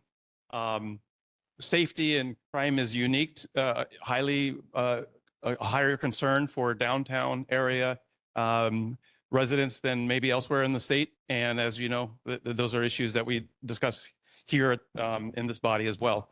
And so just really quick, I wanted to suggest that I've already had some conversations with a very few of you, but I'd like to have more interaction in that capacity with more of the board and maybe the whole board, because there's probably consensus on among us with so many different points of view, but yet understanding that affordable housing is very much needed, but what's called affordable housing is usually not affordable under the law. And so when people want affordable housing, they want something that's not higher than market, which is permitted under the law. So we want to get real affordable housing, the safety, and one more thing, and I'd really love to work on this with folks on the board, and that is transit-oriented development that is actually multimodal supportive of all the different types of transportation, pedestrian, bicycle, those who need more space, ground level, public Yeah, space. Work I need to stop you. They're very, Yeah, just wanted and to put those I on need the to table. stop you, but I think Yeah. a better idea is to maybe call me Sure. and put something on the agenda that if the board can discuss, then they can really Great. properly comment on it, and we can vote on it in support or add to it or something. So I think that would be more useful. I will. Yeah. Thank you. I just Yeah. wanted to raise Thank this you. straight. Yeah. And then You can work with always Absolutely. email me and said, you would like to discuss affordable housing from this perspective as a presentation. We would welcome you for that. All right. Yeah. Appreciate Okay. that. Yeah. Thank you. Everybody okay with that? Okay. Bob, okay with that? Yeah. Okay. So back to there's any other public concern? No. Okay. One. Who's that? Oh, okay. I didn't see you. Sorry. Go ahead. Am I on, Chair? Oh, Robert. Okay. Oh, okay. Thank you. Aloha, Chair and members of Neighborhood Board number 13. My name is Robert Cortero. I am a resident of Halewai'olo Senior Residences located on River Street. I recently emailed materials to the chair requesting that residential broadcast access and the building code reform be placed on NB 13's August 6th agenda for discussion and possible action. Because I'm seeking board support of a resolution, I respectfully ask that the chair or the neighborhood commission office staff cause the materials already emailed to the chair to be forwarded or otherwise made available to all board members for review before the next meeting in a manner consistent with sunshine law. So that's all I have. I'm just requesting that the materials I sent to the chair be provided to all the board members before the next meeting. I am asking for support of a resolution. So I'm not sure what the sunshine law procedures are. So if the neighborhood commission office could do that, if the chair is not possible, but that's my request for tonight. Thank you, Chair. Thank you, board members. Okay, Kevin. Chair, thank you. Mr. Cortera, since you've made mention of this topic, it's now open for comments by board members, although of course we can't vote on anything. Can you briefly describe again what it is, the topic of the material that you've sent over? What is your objective? Yeah, so over-the-air signals are free to everyone. As the years have come upon us, we have a lot of high rises, and the construction materials today prevent over-the-air signals to reach people like myself in apartment buildings. In my building, you have to be 55 and older. Many of my neighbors are disabled, as I am also. and live on a very small income. So to have to contract internet services and cable companies so that we have emergency information, so that we have access to cultural programming, so that we have access to daily local news. For many, they're not. It's just something that they're not able to reach. So the federal law uh, prevents us from forcing retransmission. So my quest at this point is to build into the building code laws that will prevent this from happening in the future. So because of urban high rises, that buildings now will have to put an antenna on the top, and in each apartment have a jack where over the air signals can be caught. Because in my apartment, for example, I only have KHNL reliably. My neighbor has, on the other side of the building, has 52 channels. So some of my neighbors are not getting access to over-the-air channels. And in the 2 years that I've lived here, at least 10 of my neighbors have passed away. People that are ambulatory. And I see them around, all of a sudden passing away. And it just seems odd to me that such a high rate of death from what appears to be healthy people. And, you know, when I look at the situation here, it really does affect one's health to be cut off from society. And so that's what this resolution is. So I sent some materials to the chair, and I'm asking it to be provided to all the board members so I can make some detailed comments about it next month. And maybe perhaps ideally we can pass a Okay, resolution. Robert, I got your email today on that request to put his resolution on the agenda for next month. So it's too late for this month. So you can present it, and then members can then comment and maybe make recommendations on how to help you on that. Okay, Robert? Okay, thank you, Chair. Thank you, Board. Yeah, okay. May I just Okay. ask one question? Hey, Robert, did you contact the FCC who has jurisdiction over this about where things are? So the FCC actually, we're not able to change federal laws. So I contacted DCCA. So I'm talking about state and county construction codes where an opportunity will be built into the construction of high rises that we have. So FCC regulates, so we cannot force retransmission of local channels. So we No. have to do it through over the air opportunities. Robert, I gotta stop you because this is public concerns. So the board members already are stepping out of line to respond to you. So we're not gonna, but you asking clarification and then also trying to suggest a solution for him. So I think we can table this and then do it next month, where you can have full capacity to question and help. I think that will work. Okay. Okay with you guys? All right, we'll discuss it next month, Robert. Thank you, Chair. Thank you, Board. Okay, yeah. Coming back to my question, whether you want to do a revote on the two candidates for our number 9 member, because we need to have the board full. So can I ask that we revote? Okay, everybody okay? No objection? Okay. Chair. Camila? I mean, Kevin? if you're making a motion, we should make a motion and debate it because I'd like to put some conditions on what you're proposing. And not only, I'm not putting any conditions on. All we're asking is to the two candidates, let's vote again. That's all. It's on the agenda. right, And you're, the chair can ask for that. You can object, and if you don't want to, but the rest of the people on the vote, they should be allowed to vote. And after all, you were voting no vote. You're not voting, you reserving it. So other people may want to change their mind and want to vote. indeed, Chair, the case. I was just offering an opportunity to join you in supporting the motion just through the natural process of debate of the motion itself. So, I mean, please don't presume how I will vote in the future based on past. That's based on available information. So if you're going to make a motion, put it on the table, and if it's seconded, we can debate it. Thank you. Okay. I motion that we revisit and revote the two candidates so that we can arrive at some conclusion tonight. Second.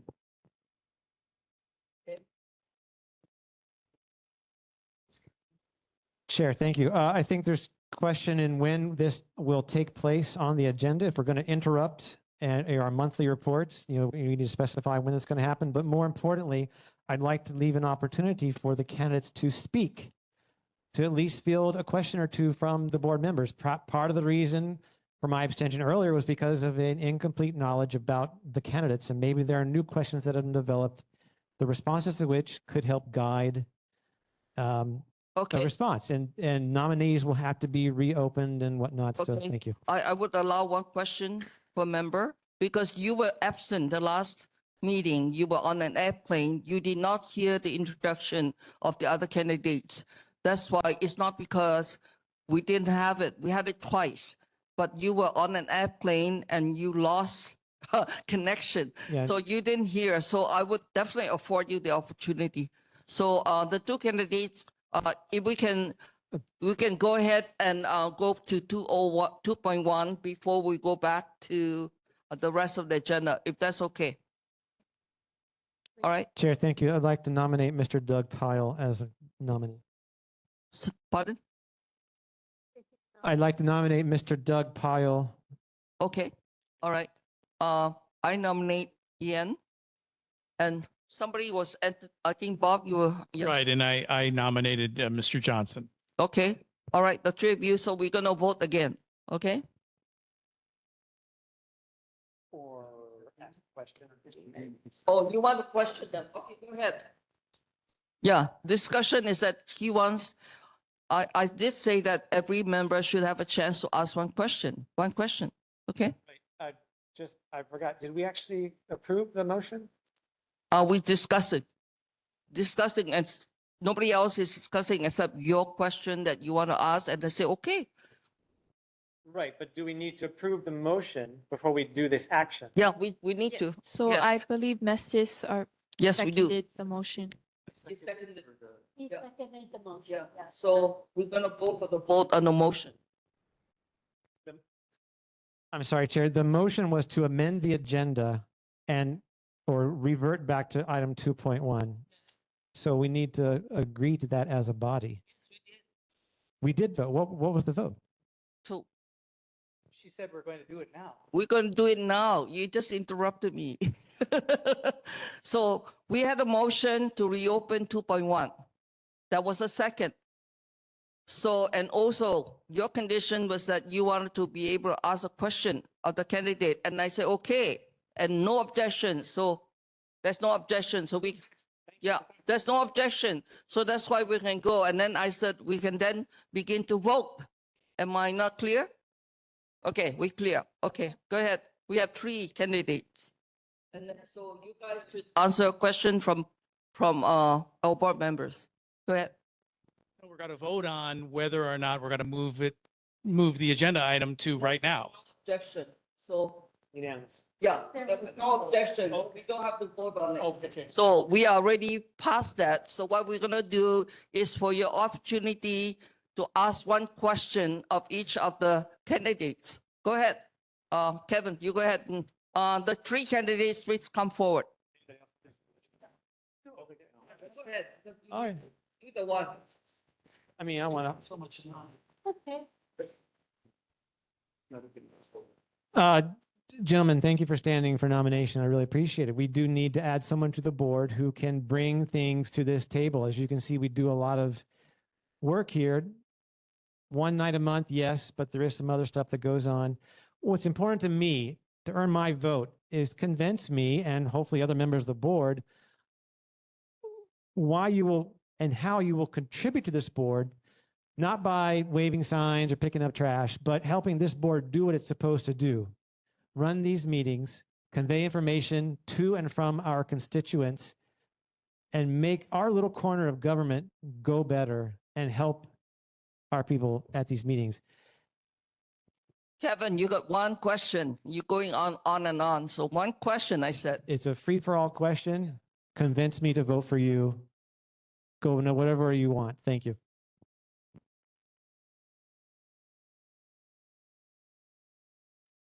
Well, thank you for that question, Member Lai.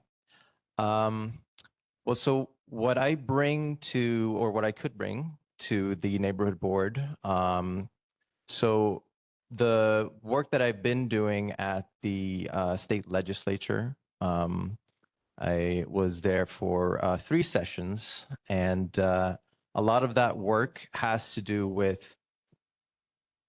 Sorry, what? We'll give you 2 minutes. Okay. Oh, okay. So a lot of the work that I've been doing at the legislature has to do with constituent outreach and communication. So whenever there's an issue in the neighborhood, I worked as a researcher and as a legislative aide. So when somebody has an issue in the community, oftentimes it falls to me to do all of that research to find out what they can and can't do. Just as an example, one session, a fellow reached out to us asking if he could basically take the a driftwood log off of Kailua Beach. He brought a chainsaw and everything and cut it in half to basically take it and use it for art. So he was told no by HPD, obviously, for reasons. But I then had to research that and figure out what are the actual statutes, both on the county side and on the state side. What can't you do? So I figured I have a lot of that sort of experience going into the nitty gritty about what's in the law and how to help people navigate throughout their communities. So I think I could be an asset to you guys in that way. And yeah, I think that's mainly what I would be able to bring to you guys. I've had a lot of experience with Hawaii government in that sort of fashion. So. Okay, Ian.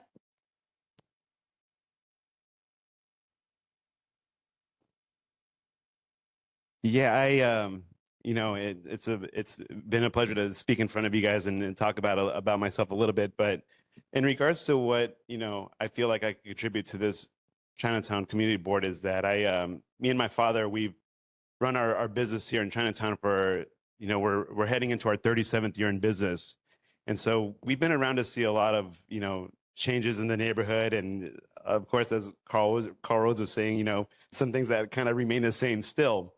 At least what I feel I can contribute is that I'm a business operator here. I also live in the neighborhood. We are open 7 days a week at Duke's Bistro, and so I'm never gone from Chinatown. I'm usually here, and we don't take vacations. But we have our ear to a lot of the businesses that are surrounding us in our immediate neighborhood on Mauna Kea Street in Beretania. So we have a nice rapport with all the barber shops there, all the restaurants, all the lay stands.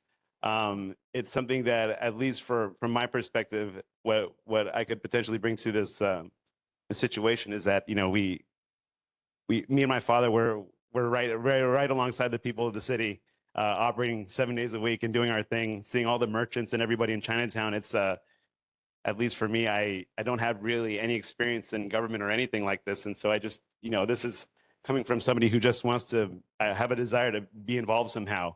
But other than that, I think that I can be somebody who is always present here at these meetings and always present here in Chinatown. That's about it. Thank you, guys.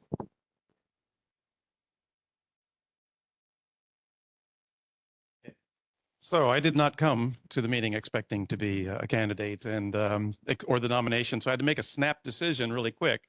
Do I accept the nomination or not? And I thought I would go ahead and accept it. You already know me from the times I've come before you. And the reason I decided to accept it is because you seem to have been deadlocked on on several other candidates. And I wouldn't mind being an alternative, your second choice perhaps. And help. But what I would bring if you decided to have me join you, first of all, I have considered running for the neighborhood board in the next term. So it's not off my radar to do that. And I did read the plan, so I'm familiar with that question. So, but basically, if I were to join you, it would be because I'm not interested in the differences between us as divisive, but rather all of those differences contributing different points of view for a synthesis of solution. You know, because all of the points of view that are represented on the board and are not and are represented by members who come before us all need to be considered. And that's what I think is missing. Here's the project I want to do, whether I'm the board or not. And I spoke to it in open concerns. And that is there's an opportunity with all of the decay that we've discussed, with buildings being empty, affordable housing being a priority. And so we make a project, but it's not in integration with a plan. And it needs to integrate with transportation. And it needs to integrate with the businesses and the residences, all building a community rather than a building. And so that's, I guess, in a phrase, what I'd like to see more of it downtown. In whatever capacity I help you out with, as someone testifying, as someone in the community, or if I join you on the board. That project is important to me, and I'm going to dedicate myself to that. Wow, perfect time. All right, then we're gonna vote now. They have no more questions. We were doing that for you.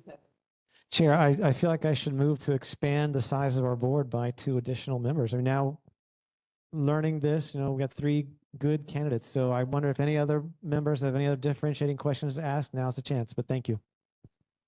Right.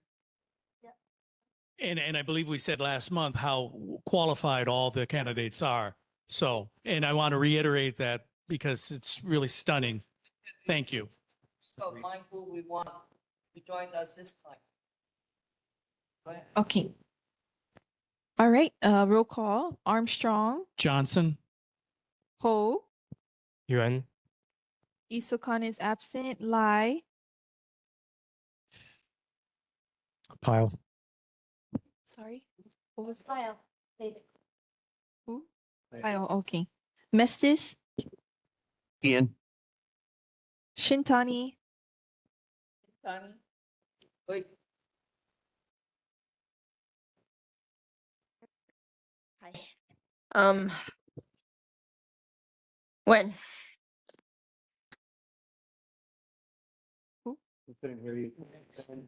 Nguyen, okay. Sturgis, Huen, Schubert Clock. Ian? One vote for Pyle, 5 votes for Nguyen, and 1 vote for Johnson. Okay.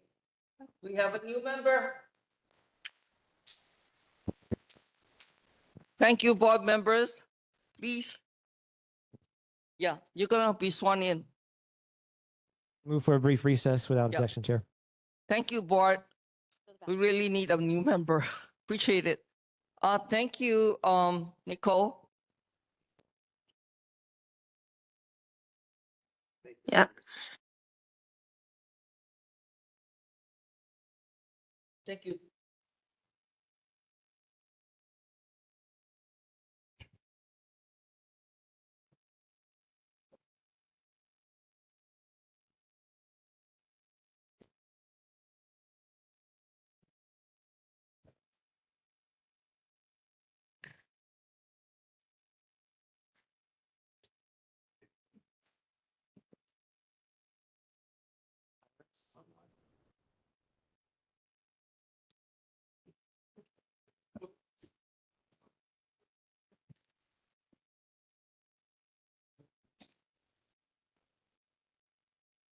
I don't see Iris. I don't see Harry.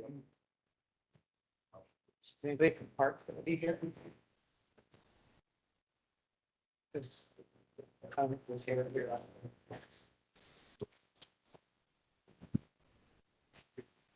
Okay, see, I'll be able to participate and vote.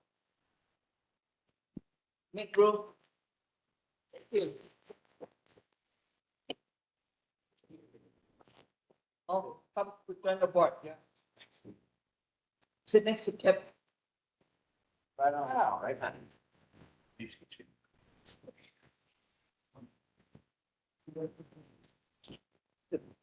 So everybody settle?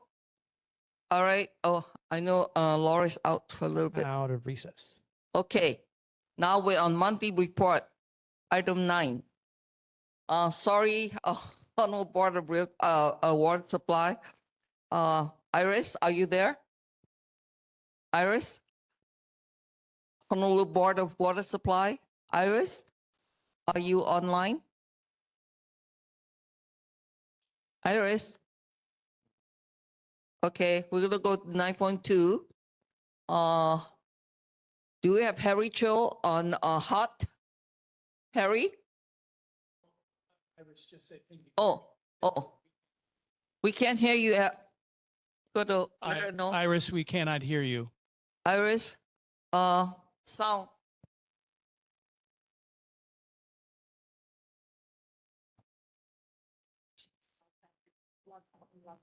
Okay. You can log out and log back in, Iris. Looks like got disconnected. Harry, are you there?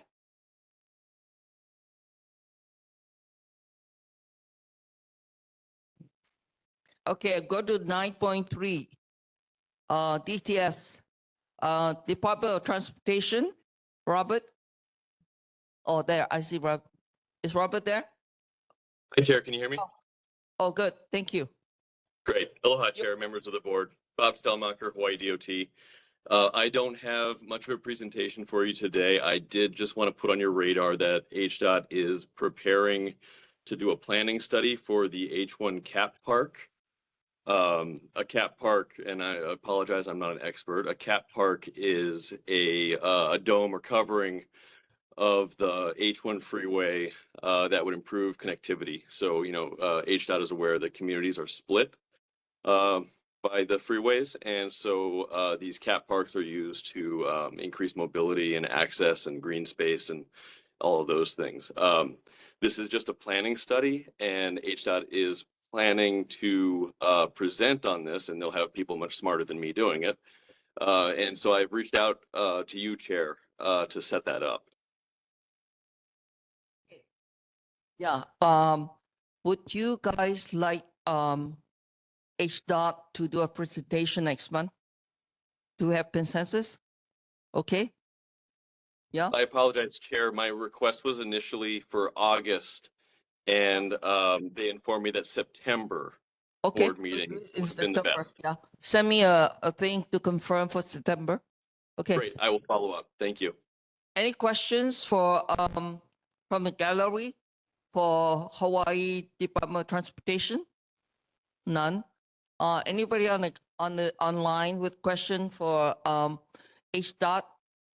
None. Anybody from here? Okay, Bob. Bob has a question. Thank you, Madam Chair. Robert, while we have you, could you please also check on what the status of those sound meters for our neighborhood are? We had one promised and a second one I hoped would be was asked for by our council member in 2023. That date was verified, and we haven't heard anything about it, but it would be certainly great if you could follow up for us and get that ball moving if you don't mind. Aloha. Happy to follow up. The second one, if I remember correctly, is Pauline Vineyard. That was where the council member had suggested it be placed. Yes. Okay. Okay. We have a second I'll get back question, to you. Kevin. Chair, thank you. So Robert, thanks for joining tonight. I'm not sure when you joined in, but if you saw the images of the median of Vineyard Boulevard and the commercial signs in there, maybe it is, if you could confirm it's an HDOT issue to collect that and address that issue, that'd be fine. Let us know next month if you can. As far as the noise cameras, yes, we did suggest to Councilmember Dos Santos Tam 4 specific locations, which would be strategic for trying to curb these noises. And I'm happy to send to you those initial proposals. If you could contact me by email after the meeting, that'd be fantastic as well. Thank you. Happy to do so. I will. Okay. Any other questions? If not, thank you so much. See you next month. Thank you. Okay. See you then. Thank you. Back to 9.1. Honolulu Board of Water Supply, Iris. Iris.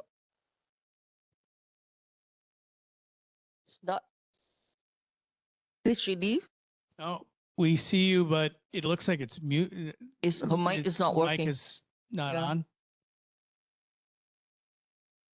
on. Iris remember to log out and log back on. She did. So what should we do? Can you please just email us and update us so that Kemi can send it to the rest of the board? Okay. Yeah. Okay. All right. 9.2. Harry Cho, hot. Harry? No. But Harry did send something to the Google Drive. Yeah, we have that on Google Drive. So we're good. All right. We finished. Now we're at 9.4. I will have Vice Chair Dan Matters read the report on the Chinatown Business and Community Association June 2026 report that I wrote. Go ahead. Thanks, Chair. The meeting was attended by city officials, business leaders, and community stakeholders. Our discussions focused on the ongoing challenges in Chinatown and the progress being made to address them. We continue to see improvements related to the traffic issues caused by Hart's closure of approximately half of the commercial parking area outside Oahu Market. Thanks to the Department of Transportation Services, the transit lane providing access to the Harbor Village Garage is now open daily from 5 a.m. to 6 p.m. The CBCA and the Chinatown Security Team continue to monitor this arrangement. The Chinatown Security Team also presented its monthly report, which summarized patrol hours, documented individuals involved in violent incidents, and identified those who needed more assistance. During the month, the city's MH3 crisis response team conducted 2 interventions. We remain hopeful that the current pilot program can be expanded to operate 5 days per week. Additional commercial parking and loading spaces are being constructed on River Street to better support local businesses. HPD has also provided or proposed additional signage and plans to increase enforcement once the signs are installed. Looking ahead, the CBCA and Weed and Seed Hawaii Chinatown Peace Festival will take place on July 18th. This is a free community event that's designed to bring families into Chinatown to enjoy its diverse cultural entertainment, food, and local businesses. This year marks the 3rd annual Peace Festival hosted by the 2 organizations. Finally, on June 9th, the CBCA Chinatown Happy Dragon received a Taoist blessing during a ceremony at Kekalike Mall. The event was attended by city officials, business leaders, and members of the community. The next CBCA monthly meeting will be held on July 14th. Thank you. Wow. Thank you. That was a nice report, if I may say so. Okay, Kevin is your 9.5 Neighborhood Citizen Patrol. Kevin Nye. Chair, thank you. If I may, before that time begins, if I had a question for CBCA. Okay, I forgot. Thank you. I know I raised a question from your comments maybe 2 months ago now about the trees. And are these the trees that you're thinking of relocating on River Street area? Yeah, the river, Councilman Tyler and I surveyed the number of trees. Some of the trees are dead. They're like empty holes in them. So we thought that for the remaining few trees, to relocate them to the riverside, because we're going to be building loading in place of the old 2 bus stops. So we could have trees there and then open up this riverside of the Diamond Head site for parking for loading and commercial parking, because we don't have that once Kekaliki Nimitz is finished. It's going to be entire pedestrian mall. So all the commercial parking on that side will be eliminated. So this area will be the replacement. So DTS is working on it right now. And will these vendors on River Street complain about the loss of a place to put their green dumpster? No, they're not, because they've been used for, this bin was put there because of at their request. Now also the spot in front of the green bin is for all the pallets. They collect the pallets so they can pick them up at one time, instead of leaving them on the narrow sidewalks and causing people to slip and fall or get hurt when they fall down. So that spot is going to remain as a garbage bin there, and also the spot for the pallets. Then the rest of it, hopefully, the city parks department and DTS can work it out and remove the islands so that they can be parking stalls. We need that badly. Yeah. All right, thank you. So that okay with you with the answers that I know? Yeah. No, my concern is loss of foliage and shade. No, we're going to save the trees for sure. Okay. So that the trees are very expensive. These trees are expensive. So they're going to be able to relocate the trees. We're not chopping any trees down. So, okay. Thank you. Yeah. All right. Your report. All right, thank you. Just a few minutes for some citizen patrol observations from the past month or two. We'll talk a little bit about the uphill climb that a lot of people have to make it around here. I just want to point out that we did find right outside the door to the library to the left in the little cabinet there is a Honolulu Advertiser from 1926.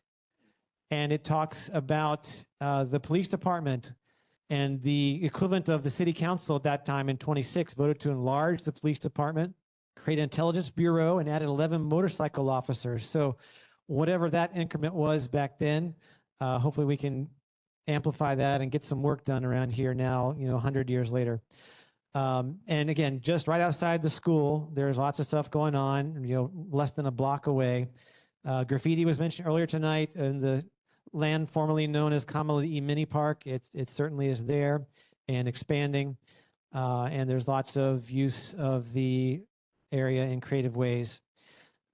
It's always nap time, it seems, around town. So we're trying to find ways to, get people up and at them, whether it's on the sidewalks or at the Iolani Palace grounds or underneath the governor's condominium building. This gentleman, I'm pretty sure, was trying to do like chair pole dancing or something, but he just kind of got too tired and was just waiting around. This image is here to let you know that some merchants don't always enforce their own posted rules. We know a lot about the pallet palaces that get built on our streets and often even encroach the bikeways. So those of you who are bikers, are always battling this. Whatever you do, don't zoom in and look at the stickers that people are putting on some of the cultural signs that we have in town, not just the graffiti, but some of the pictures themselves. Don't zoom in, whatever you do. So now back to the Hotel Street and car issue, which has been frequently, this is just a series of images that were taken one afternoon. Someone, again, illegally turning onto Hotel Street. There's a gentleman who happens to be crossing the street at the same time in front of this car. The car encroaches. The gentleman raises his hand. He signals, hey, you're going the wrong way. You're doing the wrong thing. This is a classic picture. I'll take my Pulitzer Prize and go home. Thank you very much. And I just want to encourage everyone to join us on Citizen Patrol. The second Tuesday of every month, 7 p.m. We meet across the street at Diamond Head Tower Lobby. Come along with us. Bring your friends. Bring a camera. See fun stuff, come back and contribute. And there are some things going on. In fact, the National Night Out is coming up in August. If you'd like to join with our group, please let me know by the next 10 days or less so we can add you to the list. This will be at McCoy Pavilion at Ala Moana Beach Park on August 4th at 4 p.m. Love to have you join us and get involved with the downtown Chinatown Neighborhood Citizen Patrol. Thank you very much. Thank you, Kevin. I love that picture. That was a really great picture. Yeah. Anyway, number 10, announcement. Before you go to the announcement, may I just publicly state, first of all, thank you for the management of this meeting. It was well done. Obviously, somebody has asked for a resolution on the agenda, and I have distributed to the board members a resolution demanding that Hotel Street be painted and signed. I hope we can discuss that. And if any board member has comments or edits or whatever, please let me know in between now and when our chair puts it on the agenda for next month. I also wanted to say two more things to you, Madam Chair, and that is, may I suggest that we make an invitation to the new police chief, Lazar, and ask him to come if he so has the time. I'm sure he's extremely busy, but so are we. And it would be great for him to address us. And then one last time, I really do think public concerns needs to be moved up on the agenda. I think having it 8th does not adequately say the importance that we place on the public. Where do you suggest it be placed? In a perfect world, I think it should be, you know, yeah, certainly before the politicians, maybe either before or after the presentations. Like approval of minutes and then public concerns? I just don't think it should be eighth. What I do you think it think, should be Kevin? fourth or fifth. Oh, I mean, Yeah, pay attention. Hey.